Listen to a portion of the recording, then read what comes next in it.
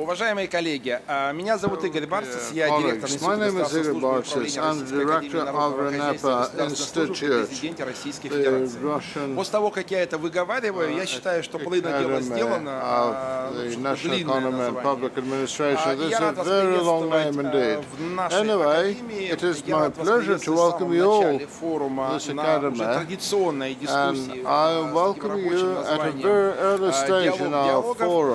Я начну прежде всего с ряда извинений.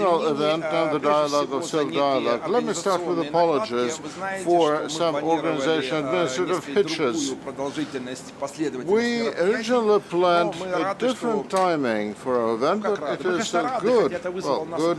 Well, okay, let it be good. So it's good.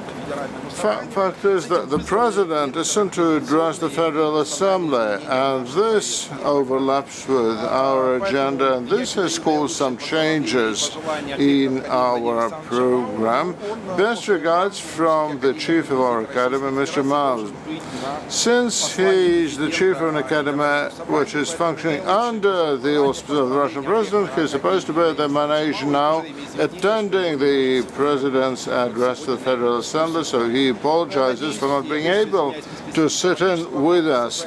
So I am so thankful for the diplomatic corps to have convened here, and with Italy and with other ambassadors, we talked about the opportunity of structuring our academic and educational forum and the forum of civil society organization. So I suggest I do not extend personal thanks to everyone individually, but let me extend just one word of thanks to all of you at a time, and I hope that this is going to be a most interesting and fruitful and useful discussion.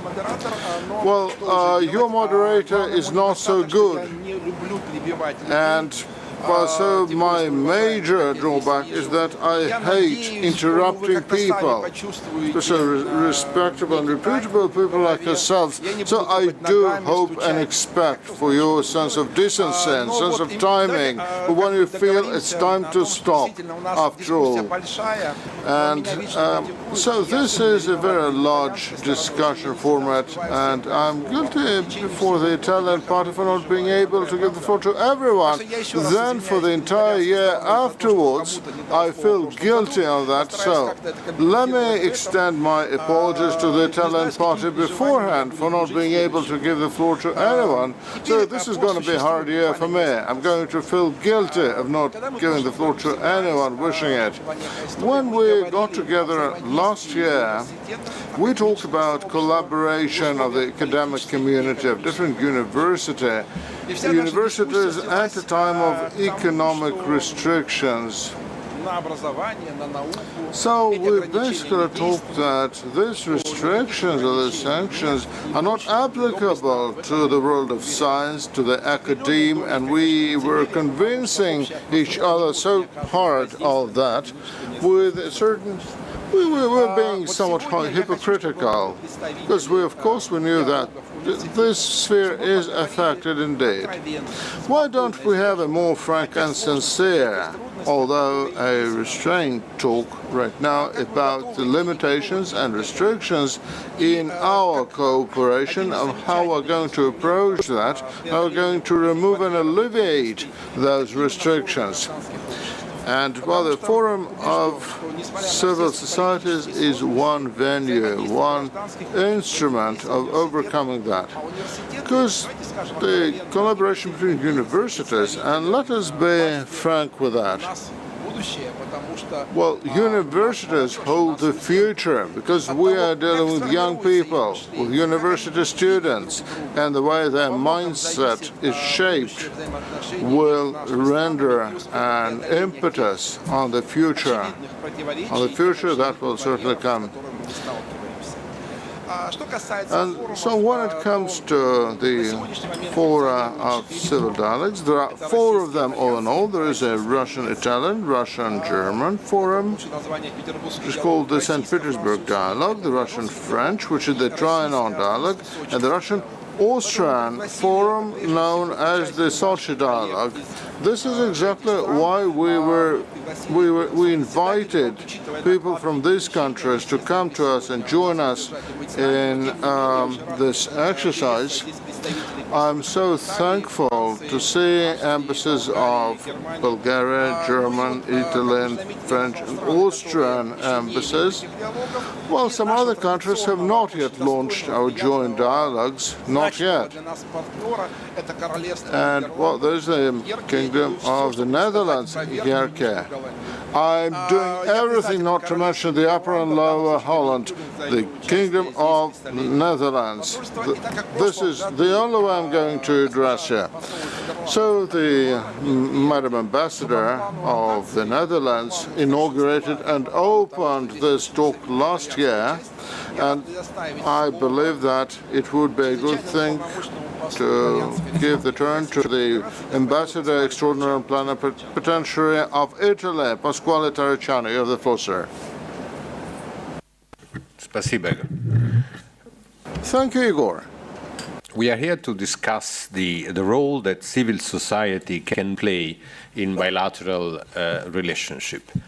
I am convinced that the dialogue between civil societies is an anchor of stability in bilateral relations. The American ambassador, when he left a few months ago, he made a speech to his diplomatic colleagues, I was among them, and he said that when things are complicated in a relationship between two countries, it's always due to politics. The complication starts at political level. When you go to the relationship between people, things are always smooth and the relationship is always positive.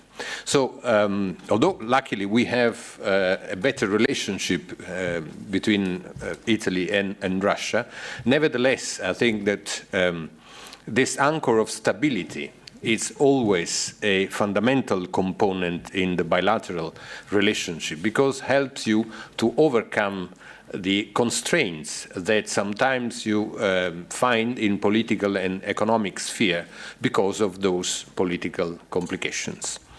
So our government is trying to promote a further enhancement of the dialogue between the Italian and Russian society. Following the visit of President Putin to Rome last July, our government appointed a new co-chair for the Italian side, Ernesto Ferlenghi, who will then, I guess, give you some insights of the program to give new impetus to the Italian component of the dialogue. The Russian component is very stable under the guide of Vladimir Dmitriev, who has been now one of the senior co-chairs of the different dialogue fora. The articulation of this dialogue has to, of course, involve the main aspects of a civil society. And since we are here at university, the academic side, the cooperation for exchange of students, teachers, is probably one of the most important components because it looks, as Igor Bartsit said, it looks to the future of our societies. But then, of course, you have culture. We have common cultural roots, and in fact, the understanding among our peoples is really based on common value and common cultural roots. Then we have policies of social relevance, then we have economic cooperation at different levels. So the forum should follow all these paths. And the role of governments and embassies is to accompany this process, granting the necessary autonomy and independence, because it must be an autonomous and self-inspired cooperation between two civil societies. So it should not be any governmental agenda should not be imposed on it. But governments, apart from generally supporting, the dialogue of civil societies, which it's by the way, is one of the official policies of the European Union, fostering people-to-people contacts and helping the development also of Russian civil society. I was saying that apart from generally supporting this dialogue, the government can try to create the best possible conditions for the dialogue to develop itself. And I have in mind, and I will of course refrain myself just to two ideas on which I will insist, I would say, on a personal capacity more than official. Although I'm sure that my government at least would agree that we have to favor the widest possible exchange among our peoples, particularly young students, but in general all people. So the visa regime should be overcome. We shouldn't play the role of the old Soviet authorities that were rather wary seeing citizens going to the West and maybe getting in touch with different, absorbing different ideas. So we have to encourage the Russian people to go around and visit Europe and European citizens coming here. So I do think that we should resume the program that we had at the European Union level to overcome the visa regime. The second point is one point I've been always insisting in my nearly 2 years here in Moscow.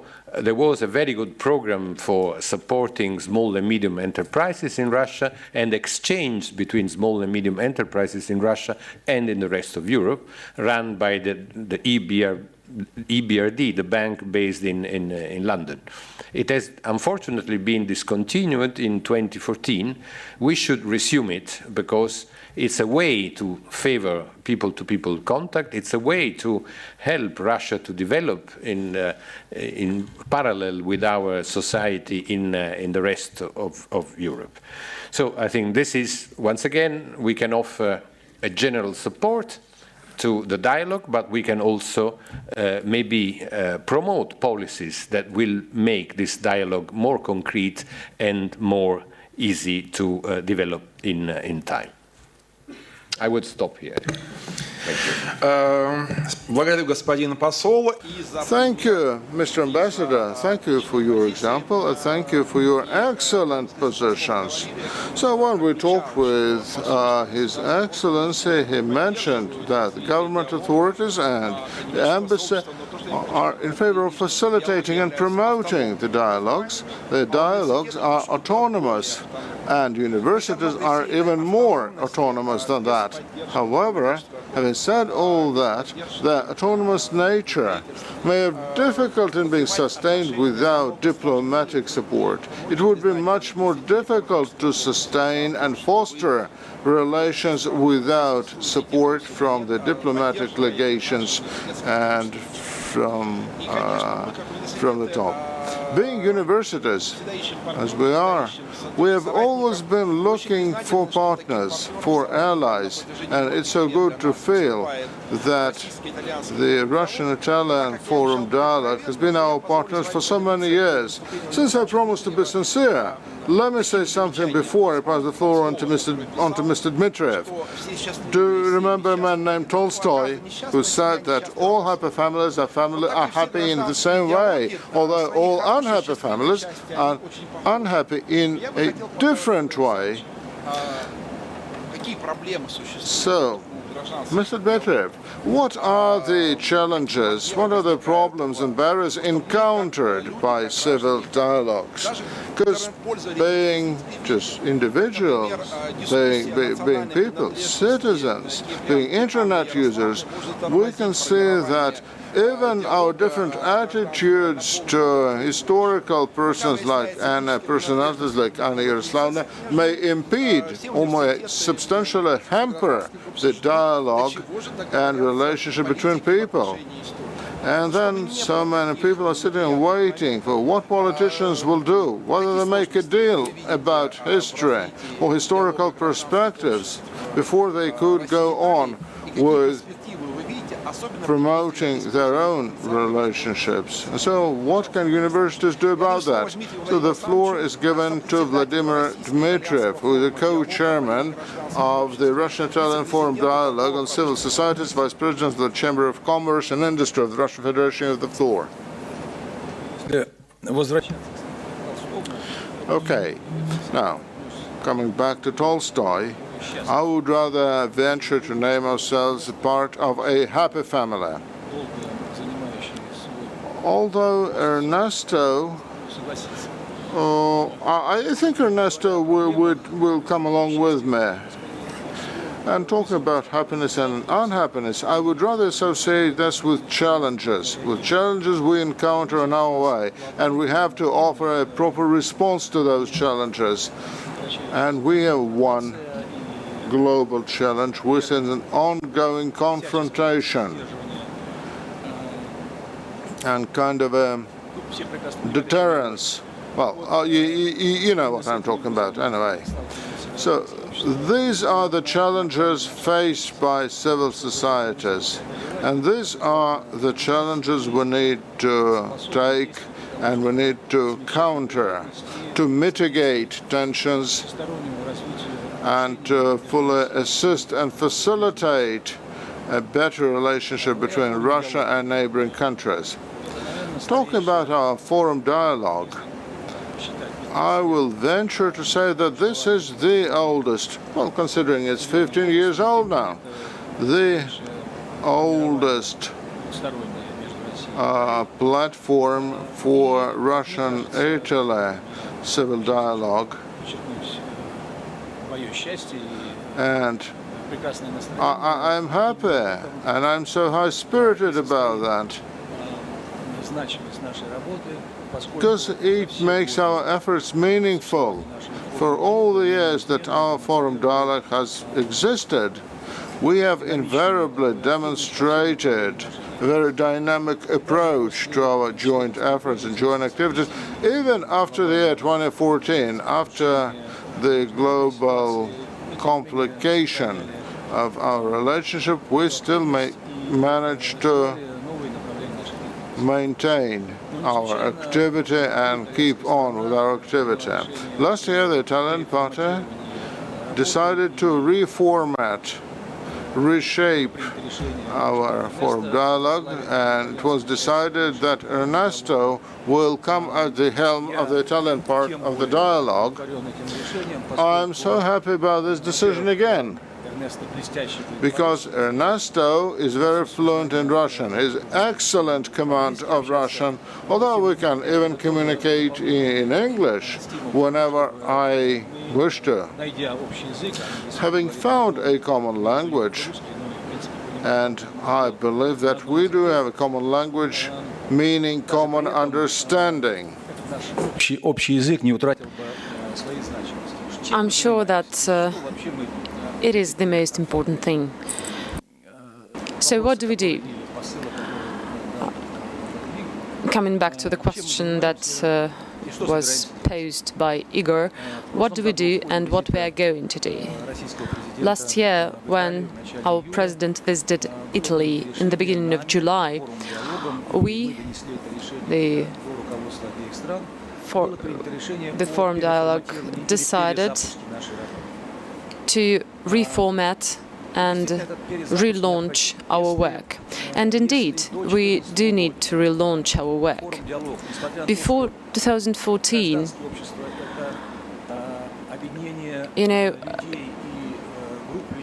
even though the civil societies are groups of people who act independently on the state, but they have a goal of either stimulating public authorities to focus on specific things or facilitate their activity.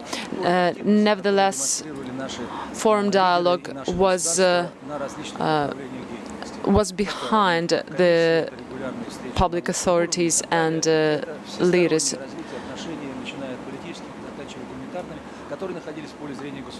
We were right behind the leaders, so we were at the forefront of this work. We were taking an active part in all those meetings and forums. However, after 2014, unfortunately, we saw a sharp decrease of the activity in the international space. Nevertheless, we've managed to demonstrate that we still continue the civil dialogue, given the opportunity for the political organizations and the leaders of our state, the active position of our citizens, their active position to restore trust, to develop international and bilateral relationships. We managed to show our commitment in terms of fostering the civil society agenda. And right now we see the work being done in the opposite direction. Right now we see that our activity prompted the leaders of our country to take specific steps. Of course, I'm not overestimating our role.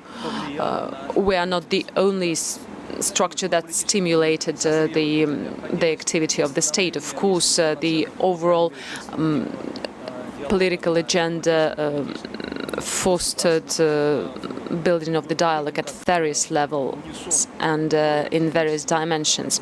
And we see that today we act right in line with the activity of public authorities, with the leaders of our state. These contacts, they become more and more intense and active, and they discuss actively international agenda. We've managed to focus on the new developing areas as well. And first of all, here we need to talk about our youth, the young people that are going to become the workforce of the future, the new voters, those who will be taking important decisions in politics, and they are our future. That is why it is important to invest into our future and facilitate student exchanges. And not just student exchanges per se. We need to provide the overall environment that will facilitate communication between young people. We need to allow them learn and work with the new challenges. And of course, it is a very important part of our agenda in terms of overall communication between young people. Of course, we focus a lot on the presentation of information, on the comprehensiveness and the completeness of the information that we get through media.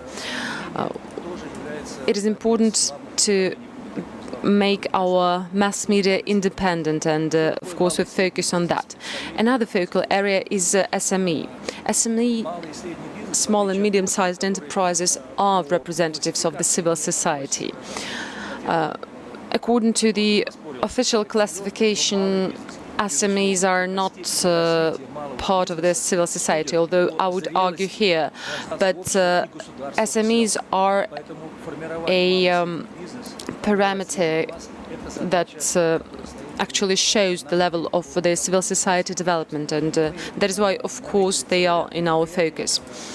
We have already planned a number of events, and we've already held a number of events where there were participants from Russia and from Italy as well. Unfortunately, here in Russia, the number of companies that belong to this category, this number is not increasing, and the overall picture is rather pessimistic. From the Italian side, we expect from them new suggestions as to what events we could have and suggestions on how we could increase the investments into the Russian-Italian relationships in general.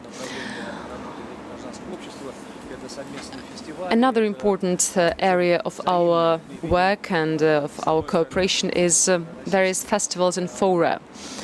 On one hand, we see that the representatives of the Russian cultural circles and the Russian educational academic circles are very active in terms of events held in Italy, and we are very glad to Mr. Pasquale Trianon, the ambassador of Italy to Russia, for his participation in organizing all the cultural events, and those events are taking place not only in Moscow and St. Petersburg, but in regions of Russia as well. For example, under the auspices of the Far East Economic Forum, there was a number of very important events, and that is how we can respond to global changes. That is how we can help and reinforce comprehensive and full-fledged relationship between Russia and Italy. Thank you, Vladimir Alexandrovich. I also wanted to talk about the role of the small and medium-sized enterprises. I think it's actually about our surnames, because taking Italian surnames, it's a ready-made brand name. It will be popular right away without any effort. But just imagine a fashion brand with a Russian surname. It's just a no-go. Maybe we could try and organize and launch a restaurant together with Dmitry. In fact, my two sons are launching a restaurant, opening a restaurant next weekend, so I'm already using my surname.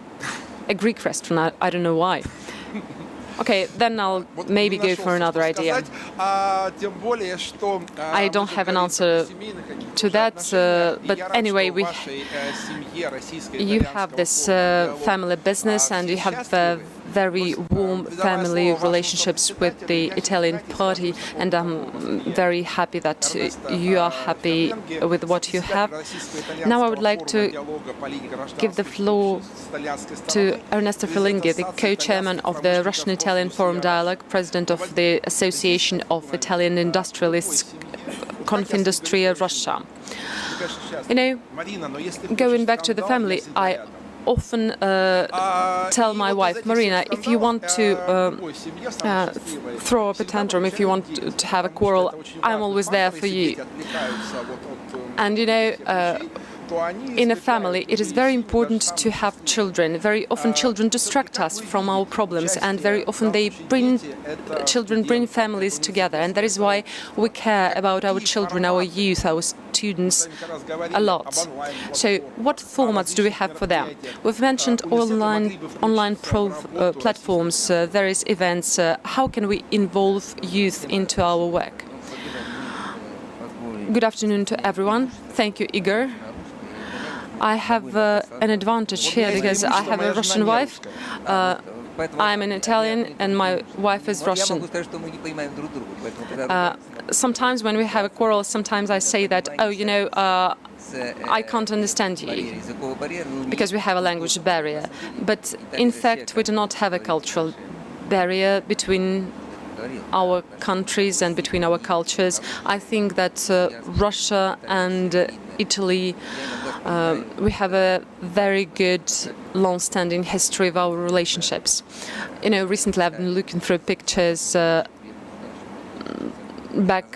taken back in the 60s, pictures of our presidents. They were signing first agreements for shipments of oil. It was back in the times of the USSR, and those were two separate worlds. So first oil was shipped not on the regular basis, and then they signed a long-term agreement, and Fiat was planning long-term investments, and I think that that was the first example of import substitution at the time.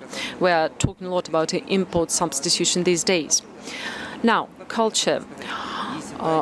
What is the role of youth here? If we look at it from the point of view of shareholders, who are shareholders here in our discussion? We all are shareholders and stakeholders of this work. and our future depends on us. We want new ideas, we need new ideas, we want to stimulate the coming and development of new ideas. Economic relationships and businesses, they go hand in hand, and education and business goes hand in hand. We facilitate the communications and student exchanges. We always invite Russian students to come to Italy, and of course we cannot develop our projects without you. And from our side, we are ready to send our students to your country. Back in the USSR, you had a very good format, those pioneer camps for young pioneers, and when Italian students were coming to the USSR back at the time, they were looking at how the country lived. Right now we have a similar thing in terms of student exchanges, and we in May are going to receive the new groups of students, and we are going to organize meetings for students and for school children, for them to see how people live and study in our countries. At the end of March, we are going to celebrate the 100th years anniversary of the Union of Journalists, and that is another important event. Unfortunately, today we see a lot of articles that are written very subjectively. We want to try and solve this issue by facilitating contacts and by facilitating openness.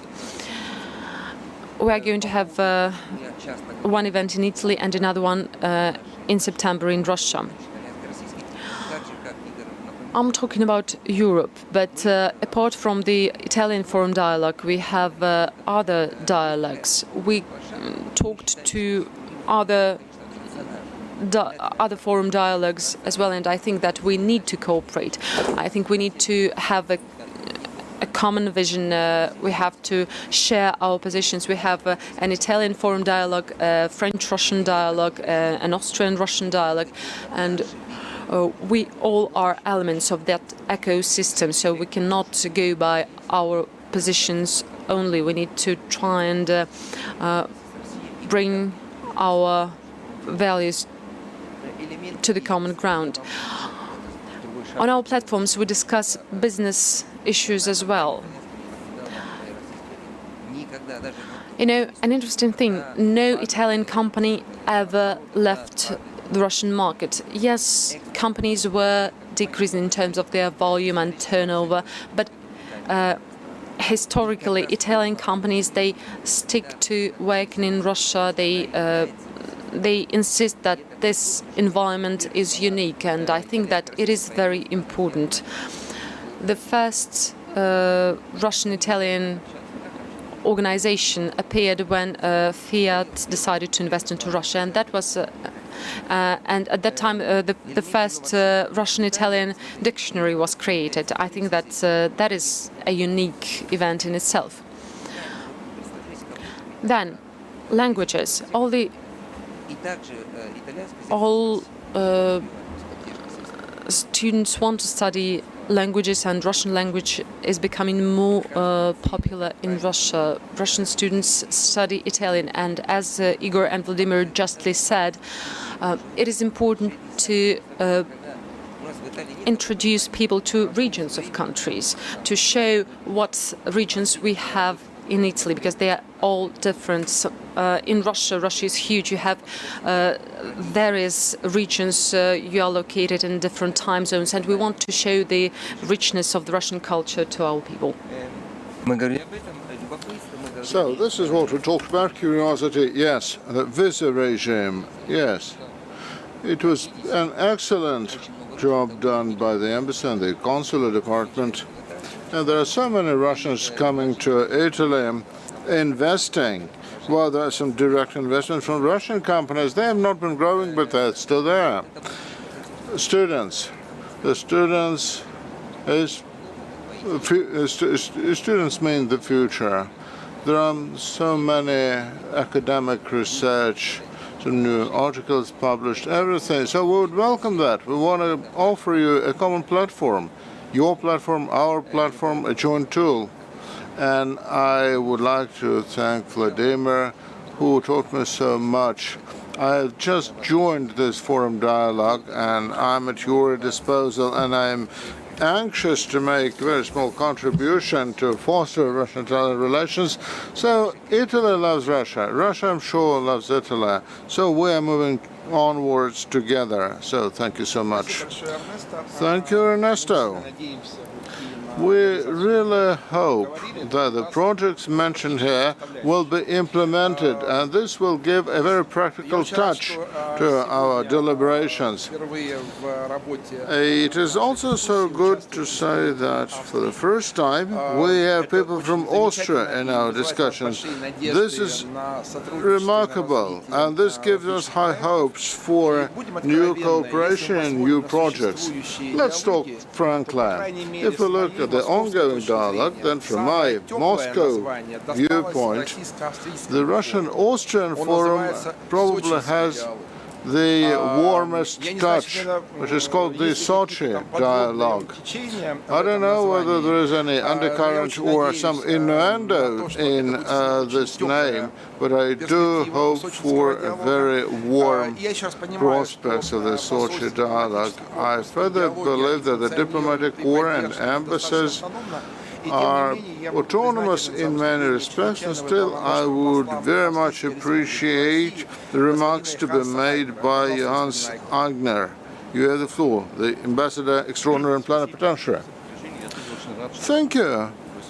It is so good to be able to speak in front of you in this audience, and the warm Sochi Dialogue will also be quite juicy.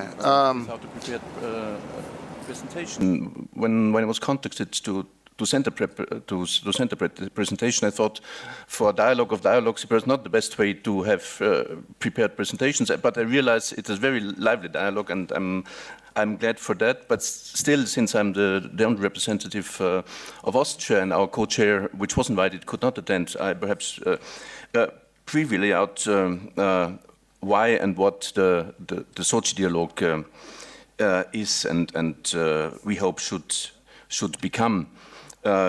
Before then, after that, I will come back to one of the questions already raised by my Italian colleague, with whom otherwise I could share into introduction about the merits and importance of involvement of civil society into developing, deepening international and bilateral relations.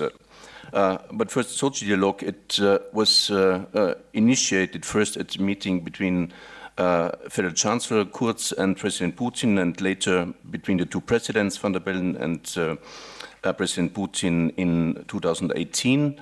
In March 19, it was formalized with a bilateral declaration at a meeting between the two foreign ministers.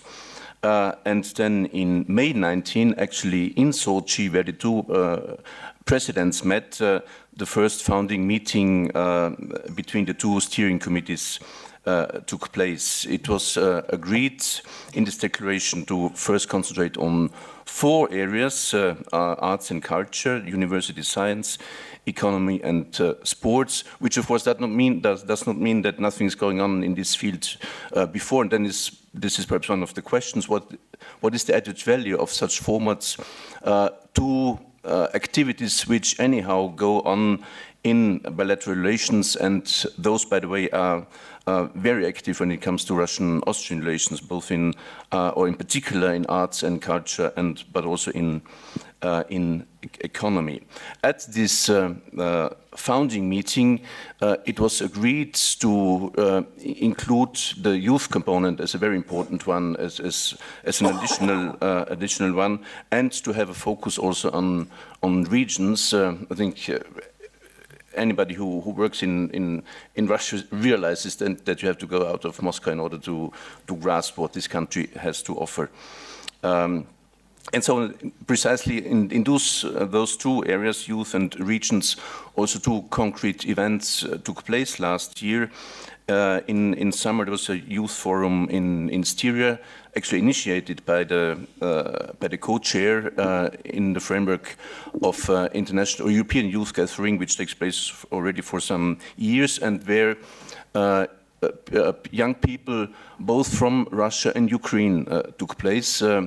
I underline this because it illustrates that that kind of dialogue can also serve to, at least indirectly, if not redress, but to address one of the most difficult questions and facts which stand still between the European Union and Russia. And in September in Salzburg, a meeting with representatives of regions, some governors, deputy governors of various regions of Russia, with representatives of the Austrian Bundesländer took place in Salzburg to the satisfaction of both. And it will be repeated, I think, this year in one of the regions in Russia. The next step in the work will be a joint meeting of the steering committees now end of March in Austria in order to identify what the main activities, directions and events should be for the time to come. Now to come back to the question raised, what are the difficulties? Be very open, as almost in every situation, it's financing and funding. It's still a question which is not entirely resolved, the structure. And this also leads back to the question, as I said, already addressed by Pasquale. It's what is the best interface between state, the public sector, and civil society, non-public, non-state sector in those formats? Or to formulate the question another way, should what originated as a political declaration of intent and action also continue to be driven by policymakers and or diplomats, or should it be handed over into the main responsibility of actors of the civil society? Perhaps there's no final answer, but it's certainly a question which accompanies all that kind of activities, and perhaps we can learn here from Germany. They have the longest experience with the Petersburg Dialogue and even before with the Russian-German Forum. And Beate, forgive me to address directly the question. If I'm not mistaken, after 2014, precisely on in that sphere, there was a rather lively discussion in Germany in which way or whether at all to continue the Petersburg Dialogue, which precisely addresses the question how to frame the interface between state and civil society. Thank you. Благодарю, господин посол. Thank you, Mr. Ambassador. Thank you. Я надеюсь, что действительно наше общение, наши разговоры, I do indeed hope that our dialogues will result in stronger cooperation between students and universities. I always use an opportunity at this kind of forum to extract some promises from participants. This is something they cannot drop afterwards. So I believe that I will take an obligation promise from you and from you, Mr. Ambassador, that you will share our discussions with your students. Well, 18 months ago, I also extracted one promise from Franco Frattini. I wriggled his hands and made him head a new program of humanitarian cooperation, which is already underway by by the Department of Regions, regional status, and Dean Komleva should be somewhere here. Oh, there you are. Hello, Valentina. I do not recognize my own. Okay. So, 12 months ago, Mr. Frattini was forced to give his consent, his formal consent to this program. So I would like to introduce him now. Apart from other honorary positions he holds, like the Foreign Minister of the Italian Republic and the European Commissioner, I come from the academic community, so what's important to me is that he is one of our own, chief of the Institute of Eurasian Studies, that he is an honorary professor of our academy, that he presides over our cooperation program between Russia and Italy. And so when Mr. Ambassador of Italy here mentioned the visa regime, which needs to be dealt with, I believe few people did more in that area than Mr. Frattini in abolishing and deconstructing the visa regime, and I do hope that one day this will succeed. This effort will fully succeed, because I do not have a full understanding of why we do not have a favorable visa regime for this kind of cooperation. And I recognize the efforts of embassies who always meet us halfway whenever we submit requests for visas for our students. I regularly call Aurelio and I say, look, Aurelio, I understand we were late in submitting the paperwork, but I do need visas for our students. Okay, I will ask the consular office whether they can do something about that. I believe that it could be so good if we didn't have to do all that. And thank you, Mr. Frattini, and I thank you for the influence you are going to lend. So the floor is yours. Thank you very much, dear Igor, for your very kind presentation. I'm very excited to lead this humanitarian cooperation course here at the Academy. I remember myself during my terms as Italian Foreign Minister and Vice President of the European Commission, some really golden eras of West Russia cooperation. One of those golden times was the one where I negotiated towards visa liberalization. We achieved only facilitation of visas with the commitment to go beyond.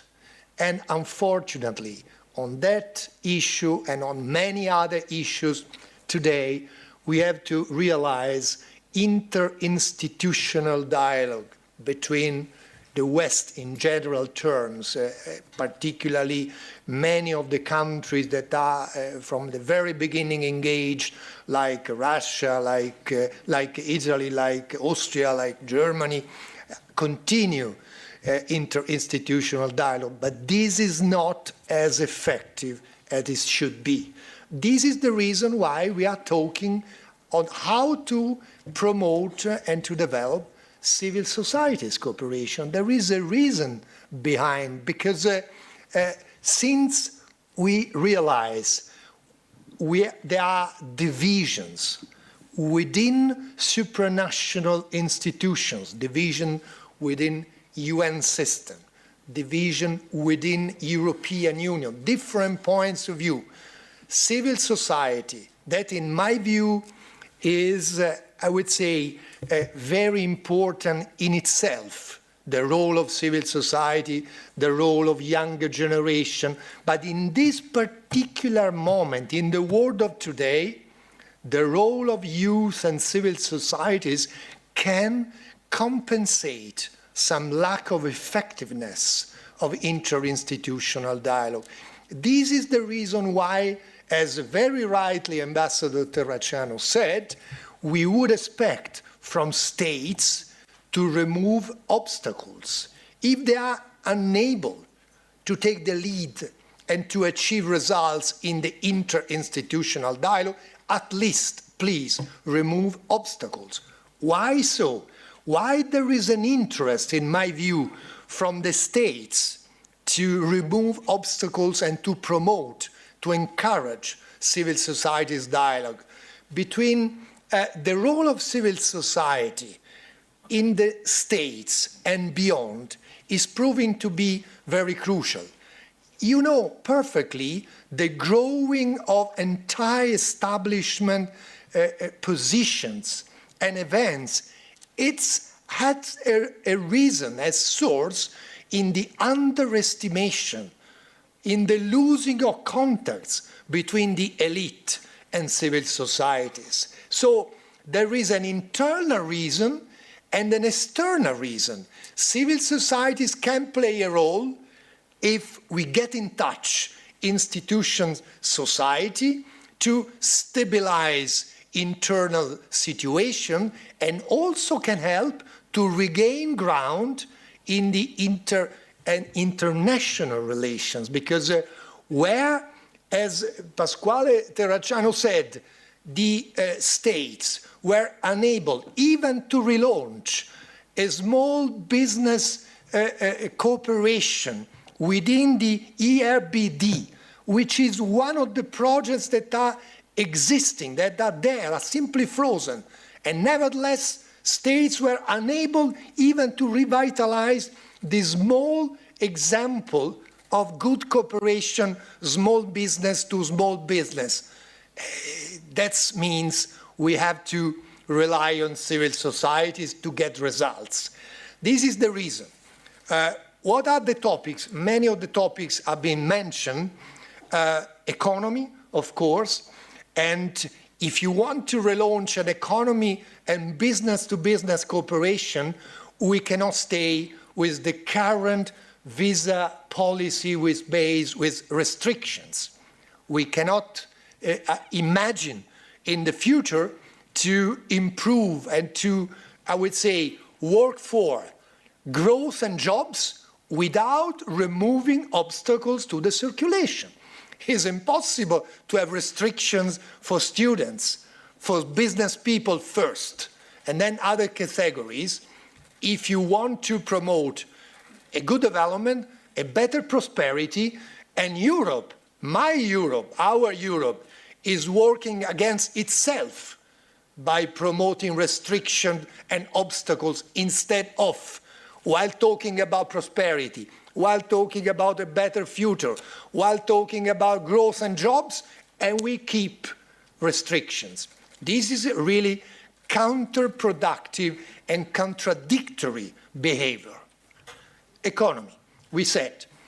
I remember another topic that nobody mentioned during the years 2010, 2009, 2010, when there was foreign minister. We launched with Russia dialogue on modernization.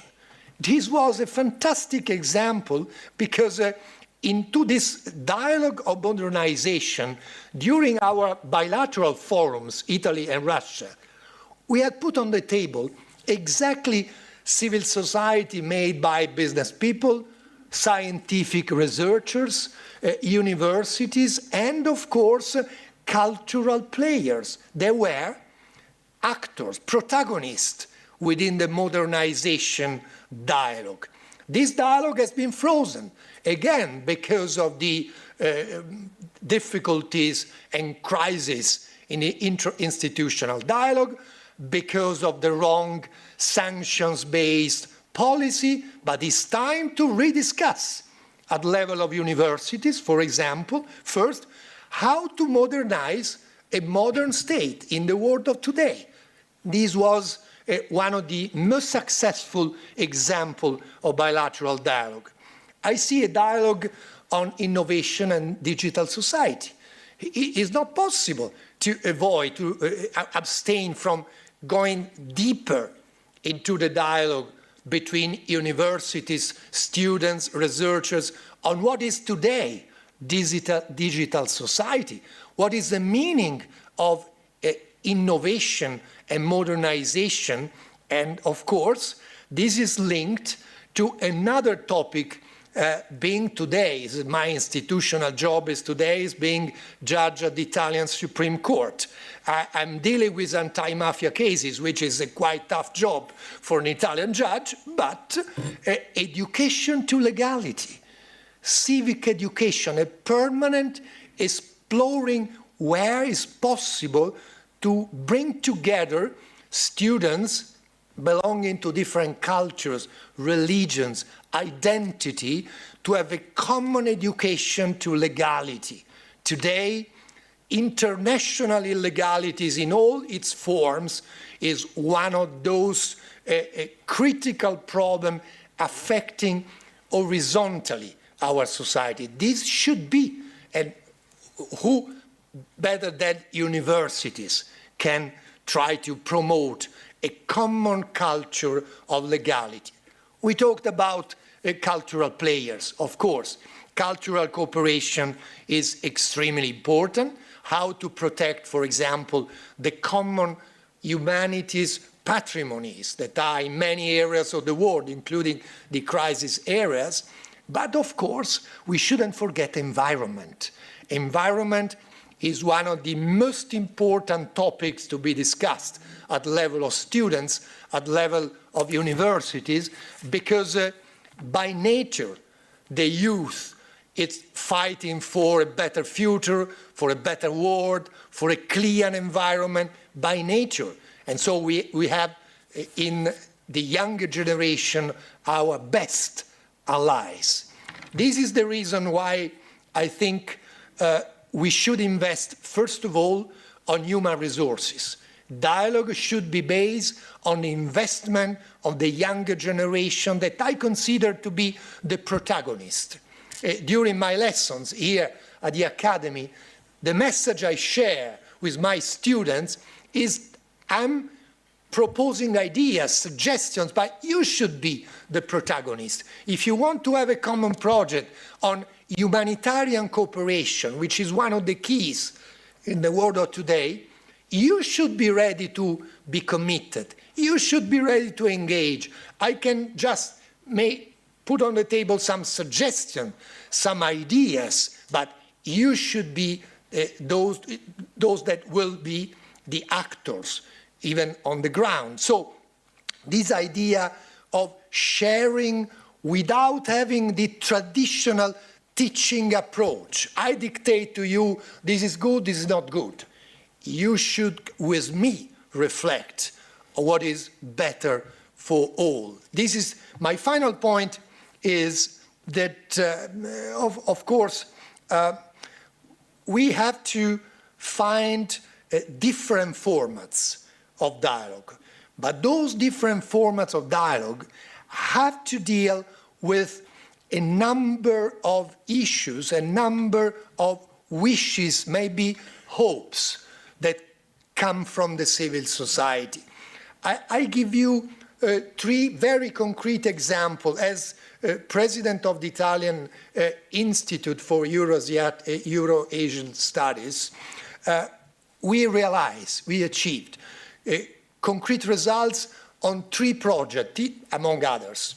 One project, Italian-Russian common initiative on how to eradicate drug consumptions among the younger generation. This project was not only on paper.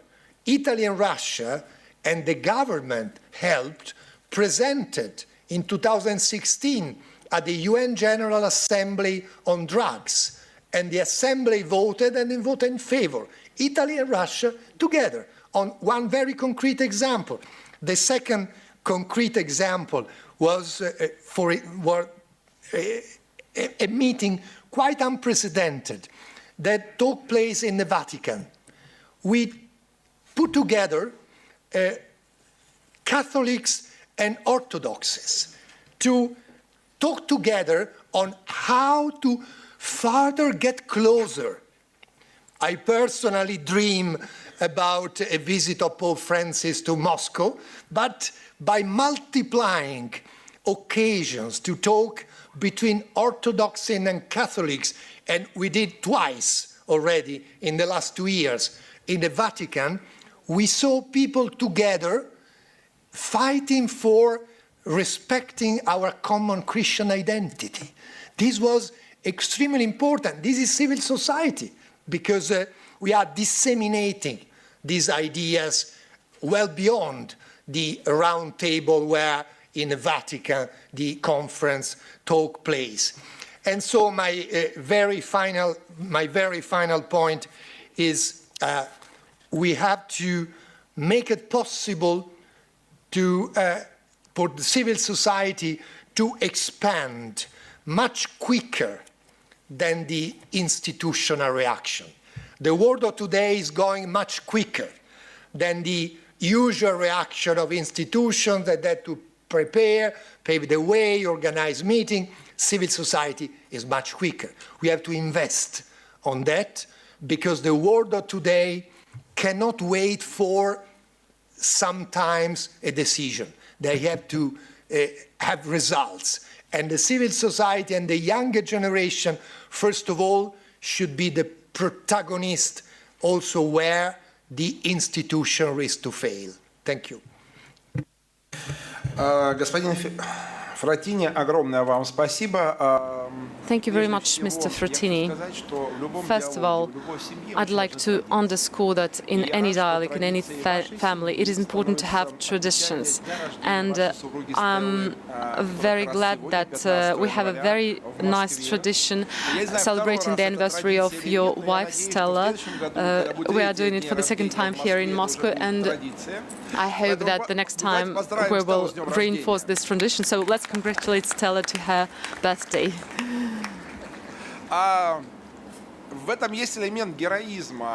And I think that actually she's a heroine, being an Italian, spending her birthday in snowy Moscow in January.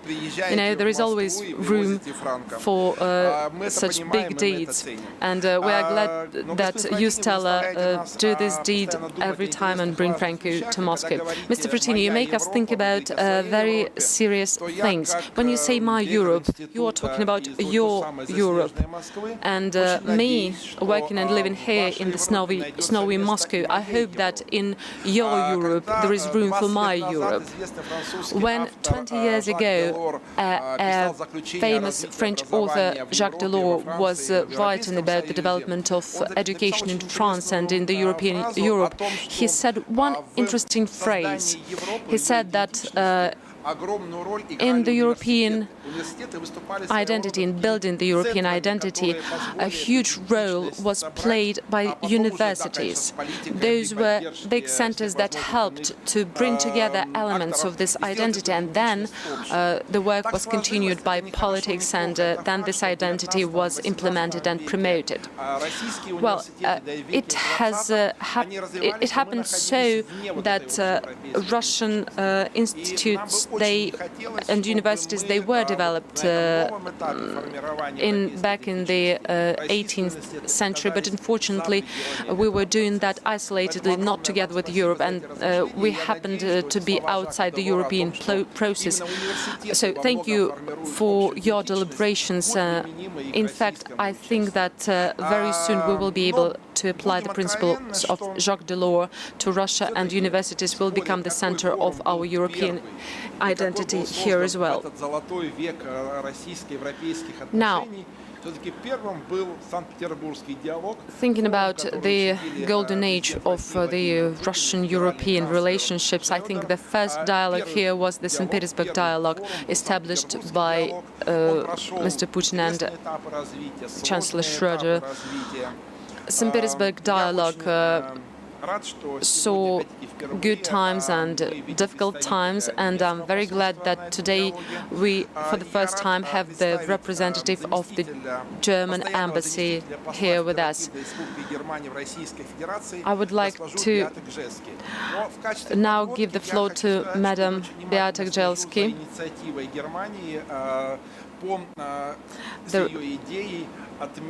the representative of the German embassy. She has an idea of actually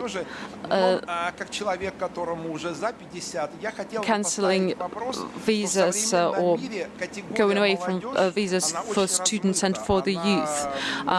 In general, I support this idea, but unfortunately, this category is very vague. If I'm wrong, and if it wasn't your idea or the German idea about going away from visas for the youth, let us still discuss this idea and let us listen to your thoughts on this matter. Please, over to you. Thank you very much for the opportunity to talk a little bit about our experience in the Civil Society Dialogue, which is the St. Petersburg Dialogue that was established in 2001, we rightly said, by President Putin and Chancellor Schröder. It was a different time, a time of high hopes, and since then, nearly 20 years have passed, and as always, when looking back, you think about what has been achieved and also what are the challenges ahead. And I understand that you also wanted us to concentrate a bit on the challenges. So it's a long period, and I think it's already an achievement to keep the St. Petersburg Dialogue and the network together in difficult times. 2014 has been a watershed and a difficult period that followed behind. So it has been able to keep the dialogue together, and I think this is an achievement. And the German government is of the opinion that, looking at 20 years, the civil society dialogue has become an indispensable part of our bilateral relations, and especially in times when there are difficulties and differences on basic political situations and questions. What can be, in our view and in that experience, the essence of and the added value of a civil society dialogue? It is, first of all, to foster understanding of the two parties' positions and hopefully leading to comprehension of the other side's position, and then leading to trust and ideally to a fostering of the bilateral political economic relations. And I think, in our view, this has been achieved by this dialogue. So first thing is, why are we still together? Yes, because we know each other for 20 years in the dialogue. And the network that has been formed is reliable and strong. There are 200 people, 100 personalities from each side that meet each other regularly and try to find common understanding and discuss the difficulties. Important in that aspect is to stay together for 20 years. It's not enough to say we have a dialogue, and the dialogue is a value as such. That's true, but you cannot go on for 20 years like that. You start to get to know each other, but then eventually things have to be produced, results have to be produced. And the only way to achieve this over a long period is to talk about thematic questions. In our the German example was to try to have 10 working groups, very specific working groups, starting from the evident, which is political cooperation, economic cooperation, but also going to the cooperation of churches. You mentioned it, and there is a group that's established and works since some years where Protestant, Catholics, and the Orthodox Church meet and they discuss and try to settle differences and have very controversial discussions. Also about traditional values, the modern world. And also looking, like Mr. Frattini rightly said, to the modern questions that we have to tackle. That is to say, science, education, but also how do you adapt to the modern world, to the digitalization, to the challenges that are there. So it has been tried to go via thematic discussions on various topics, but then also try to reach some result. It was very difficult, I can tell you, after 2014 to meet and then to produce a common position. This time, in July, it was for the first time since some years possible again in the political working group to come to a common text on political issues. Very general, but at least we were able to manage to get a common position. Listing, of course, the difficulties. In this respect, there was also a paper on visa liberalization that was discussed, and there was unanimous understanding that more should be done, especially for young people. In general, the goal of fostering cooperation and meeting of young people is, of course, something that many people can agree to. But in the European Union, and I don't dare to explain it because Mr. Frattini was Commissioner for Justice and Home Affairs, that you have to have a consensus within the European Union. And the time is not ripe for getting such a consensus given the overall political questions that are at stake. So, but coming back to the situation of the Petersburg Dialogue, what are the challenges that are met? The challenge is, after 20 years, to be a living organism, to rejuvenate, to be again relevant. So that means, how do you get young people engaged? How do you get the right people, not only, let's say, the ones that are part of the traditional organizations, trade unions or youth organizations, but to get closer to this movement that we are now encountering of young people that are working on questions, but how can we attract them to think about German-Russian relations? So one way what was tried in our example was that 20 places or 30 places every year are given in way of a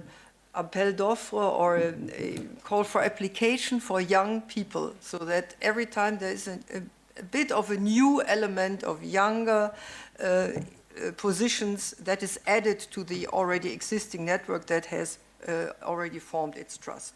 So that is an important element, very difficult one. And also another element is that we try to have the interface with the intergovernmental relations by trying to work together on common projects. One common project is the thematic year that Germany does every year with Russia. Last time it was youth, then it was partnerships at local and regional level. And here the civil society dialogue could make a real contribution because they have a lot more contacts with local entities and work already together at the grassroots level. So they could bring in their experience, their contacts into the governmental cooperation. Given the difficulty that there is not enough money for this kind of civil society dialogue, it's always good to try to get into a place where there is already government money involved. So try to move into this official field like thematic years and make a contribution. So that is something that was quite positive in our view. Another new impulse is that this dialogue also creates instruments of its own. For instance, just mention one, Peter Böhnisch, a famous German journalist, a prize was named after him for journalists, young journalists, Russian and Germans, that are for articles that deal especially with German-Russian relations, and they get a prize for that. So this is already something a little bit more lively, an element of rejuvenation. So in that respect, although not being able to on my own to present you the visa freedom, but telling you about the process where we can discuss all these issues. And I think from the German side, 20 years, a strong signal of continuation of the civil society dialogue, even in the time and especially in the time of political differences. Thank you. Благодарю, госпожа Гжески. Нет, мы абсолютно на этом не настаиваем. Thank you. Thank you, Единственное, могу Mr. заметить, что Krajewski. We do not actually insist on that, but whenever a family needs to reach a consensus, I believe it makes sense to take the side of the stronger part of the family, which is the wife, to actually reach a consensus. And I believe that, well, Europe will reach a consensus. We are prepared to wait. So, nonetheless, I believe that our civil societies have not communicated for 15 or 20 years. We're talking for years and years. We're basically talking about centuries. And this is just one way. A dialogue is one way of civil societies to communicate. They can communicate in other ways too. And one remarkable way of communicating and finding a common ground, even in the face of very strong emotional problems, is our communication with the Kingdom of Netherlands. And I appreciate Mrs. Jones still keeping in touch with us, although they already finished their stretch in Moscow and then they're back.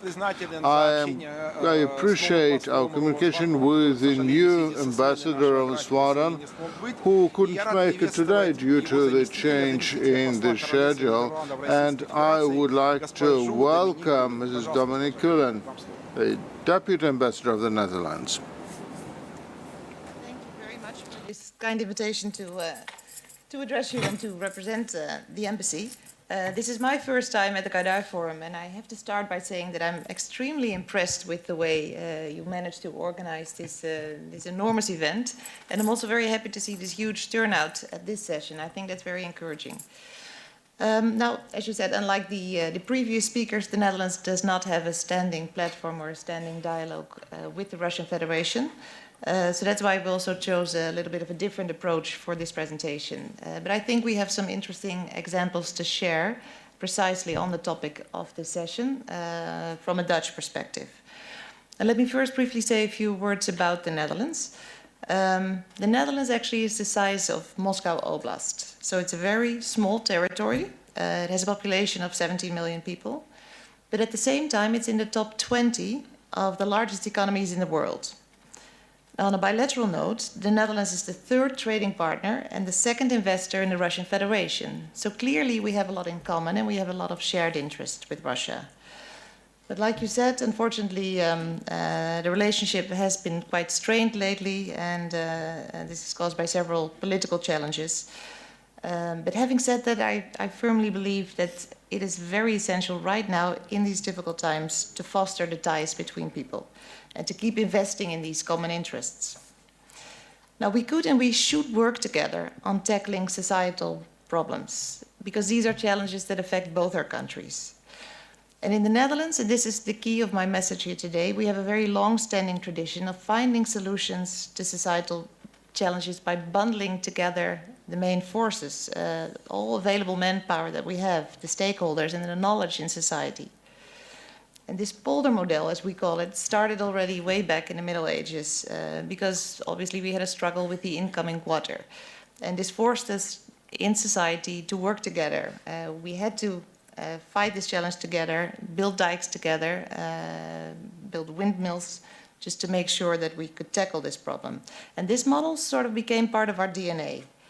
And it developed in the past decades in a cooperation mechanism that includes government, but also the business community, knowledge institutions, and non-governmental organizations. And because this approach is based on finding compromises, or perhaps even ultimately consensus, the results of this mechanism, the results of these discussions, are generally perceived as fair by the Dutch population. Now, allow me to illustrate this in a bit more detail. Recently, we delivered the Dutch Climate Agreement. And this is a strategy that's put forward for the Netherlands to implement the Paris Climate Agreement towards 2030. Now, the government launched a series of national climate agreement talks early last year by setting out the political framework with which this climate agreement needed to comply. And after a series of discussions, this climate agreement succeeded in achieving the reduction target in the most efficient way possible to ensure that the transition also remains affordable. And this was also done by setting a quantified emission reduction target, 49% reduction of CO2 emission in the year 2030. And to meet that target, more than 100 parties developed a package of proposals that will enable our country to nearly halve our carbon emissions by the year 2030. In the end, the annual additional costs for the Netherlands associated with the climate agreement are less than 0.5% of GDP in 2030. Now, further details and implementation of this agreement will be entrusted to all the participating parties. And that means that the parties themselves will feel responsible for the effective implementation of the agreement. Now, this climate agreement is a little bit similar in scope to the Russian national projects, such as, for instance, the ecology program. And another challenge that both our countries face is waste management. This year, a delegation of experts from Moscow will visit the Netherlands to exchange ideas. And I think that's exactly the way we should do this. We should try to tackle these problems together. So let's see how we can learn from each other. And I can only say that together with my colleagues at the embassy, I'm highly motivated to explore these new opportunities to see where we can find each other in this approach. I'll stop here, leaving more time for the other speakers in the panel, but I just wanted to end on the note that we should keep communicating and stimulating exchange and sharing experiences and investing in our joint relation. Thank you.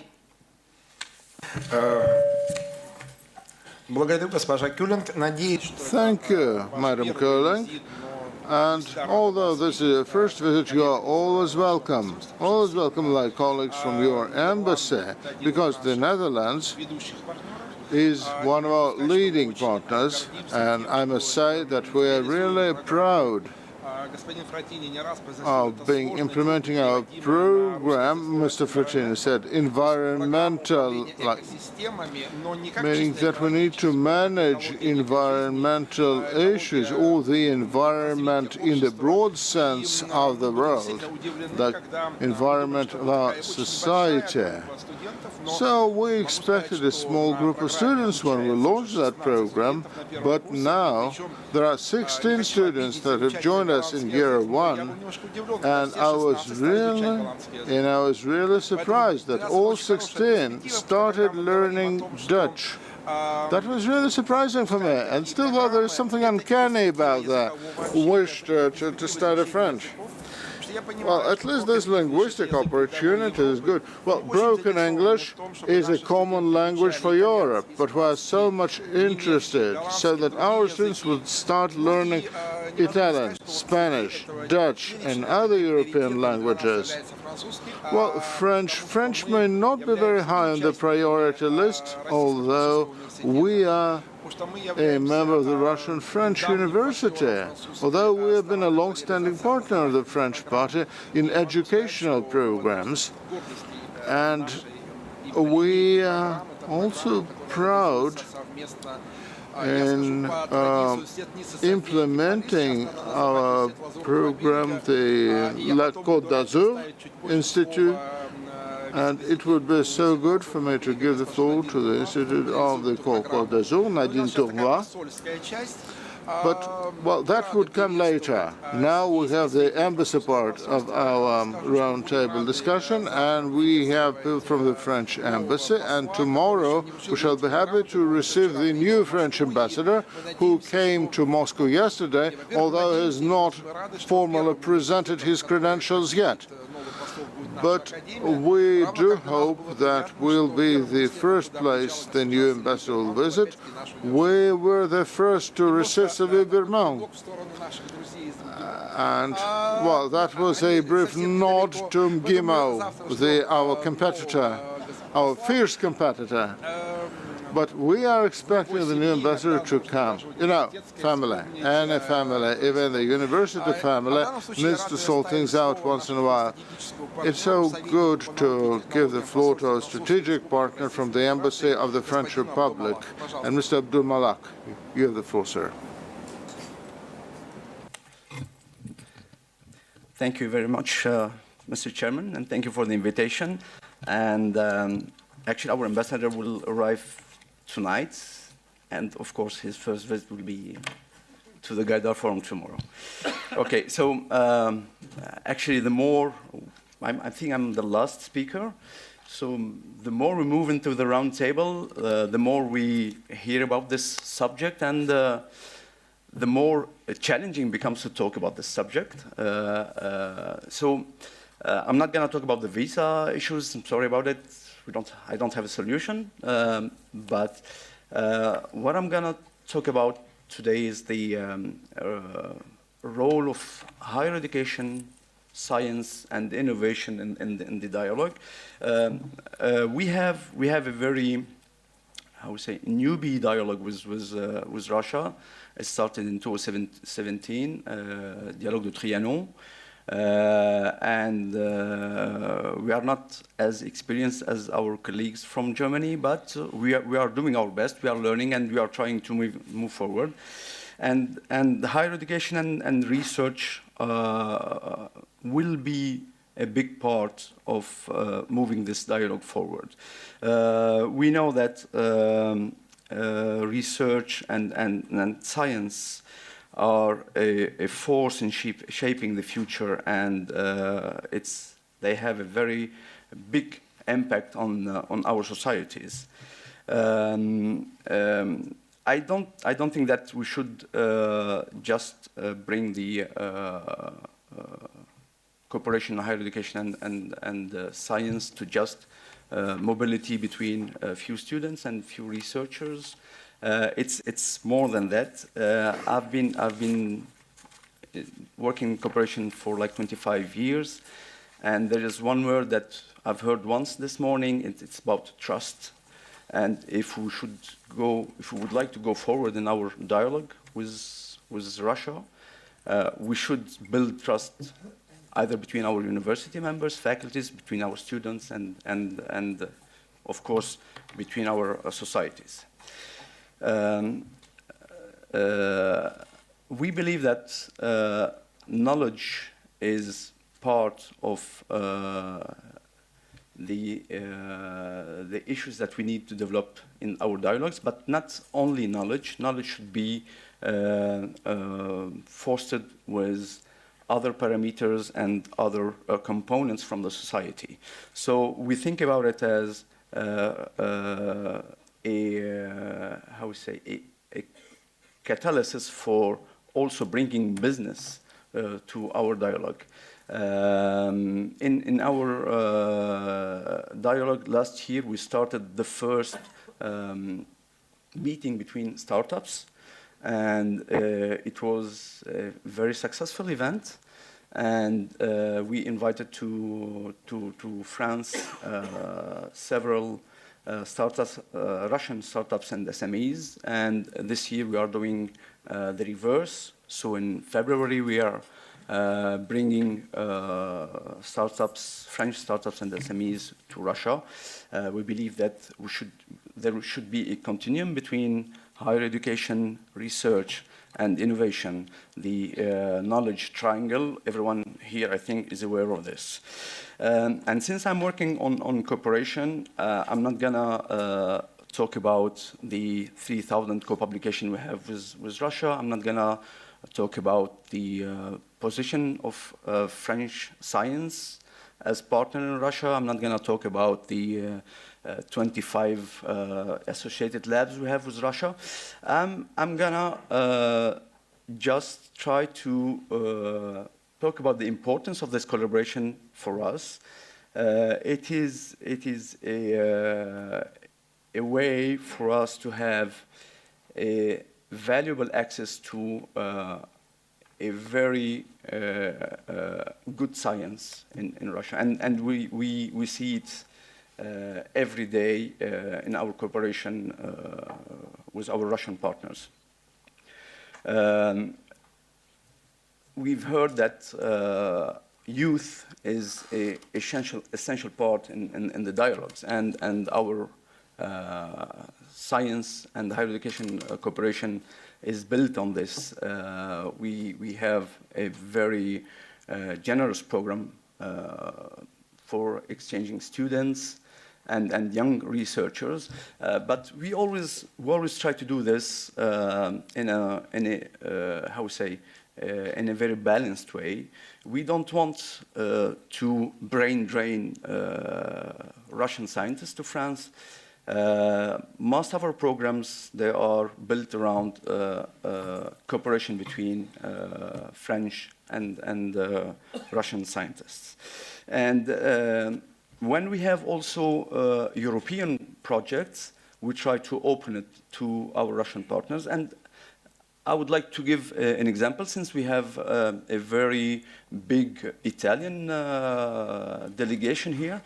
I don't know if you have heard about this ICE memory program. It's a research program.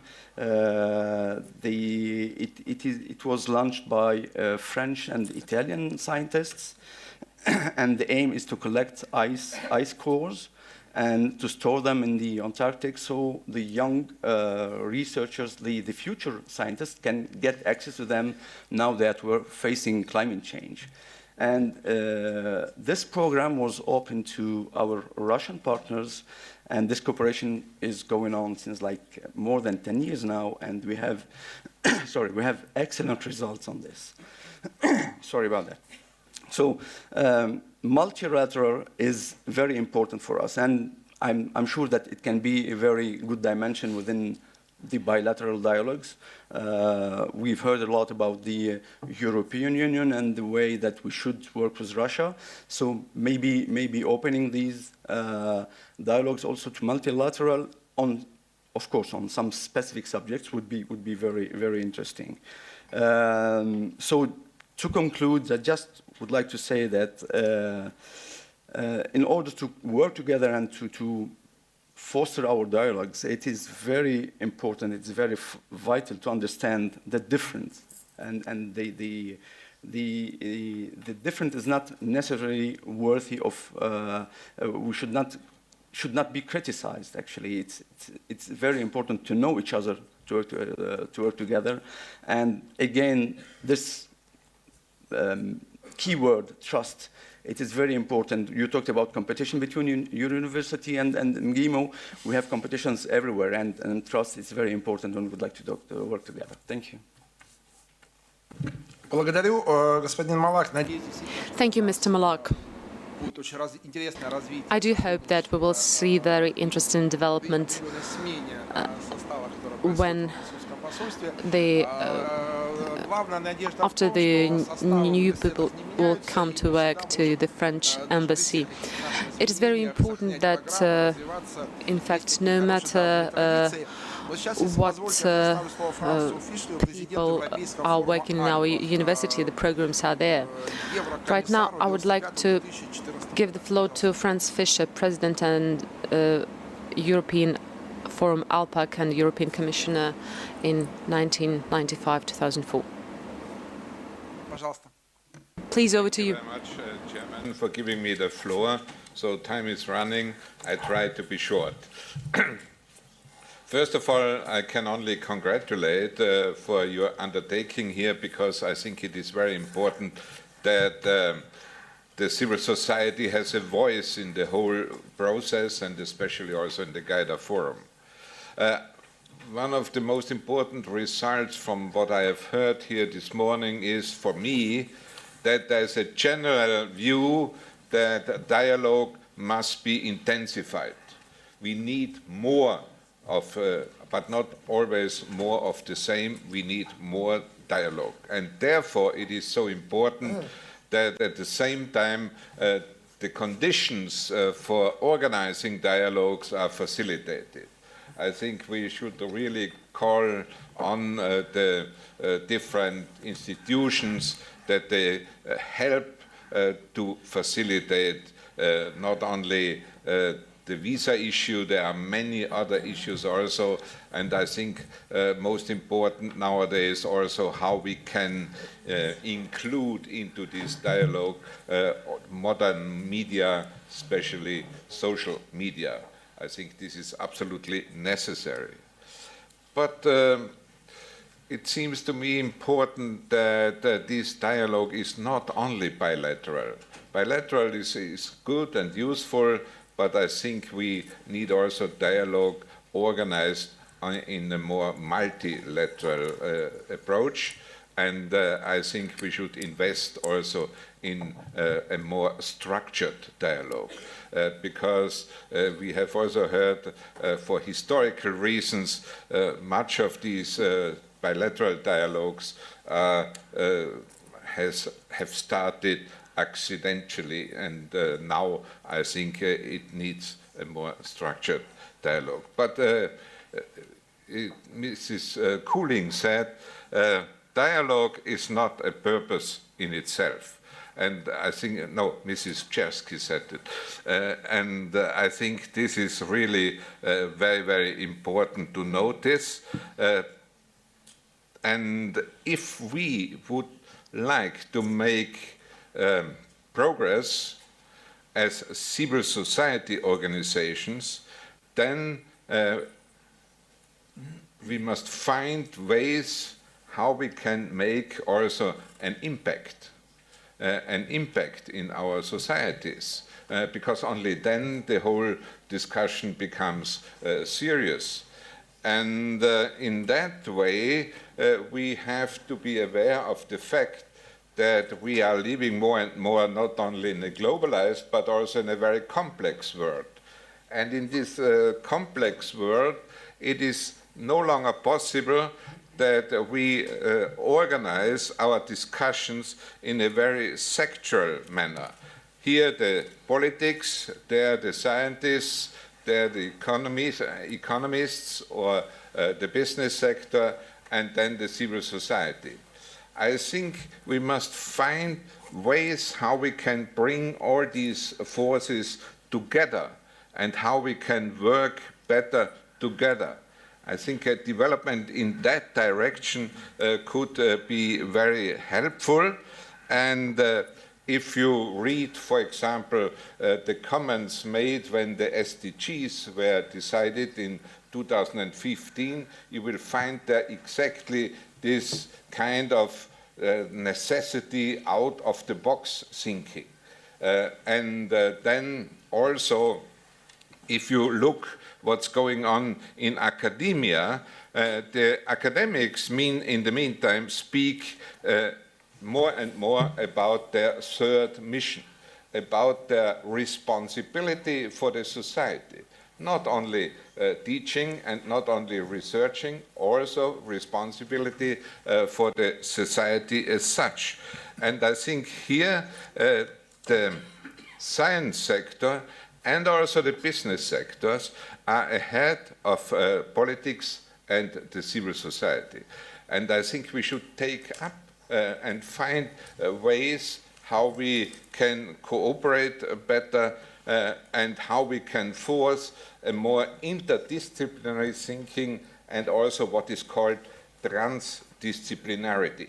Transdisciplinarity is nothing else than to organize formats where you bring the relevant forces together and where you involve them not only in discussion but also in decision making.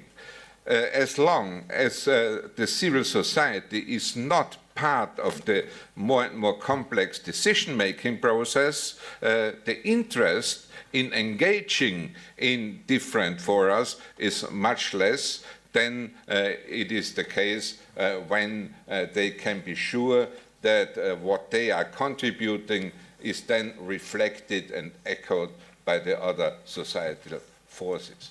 This is what I wanted to say, and I am representing here, as you, Chairman, said, the European Forum ALPA.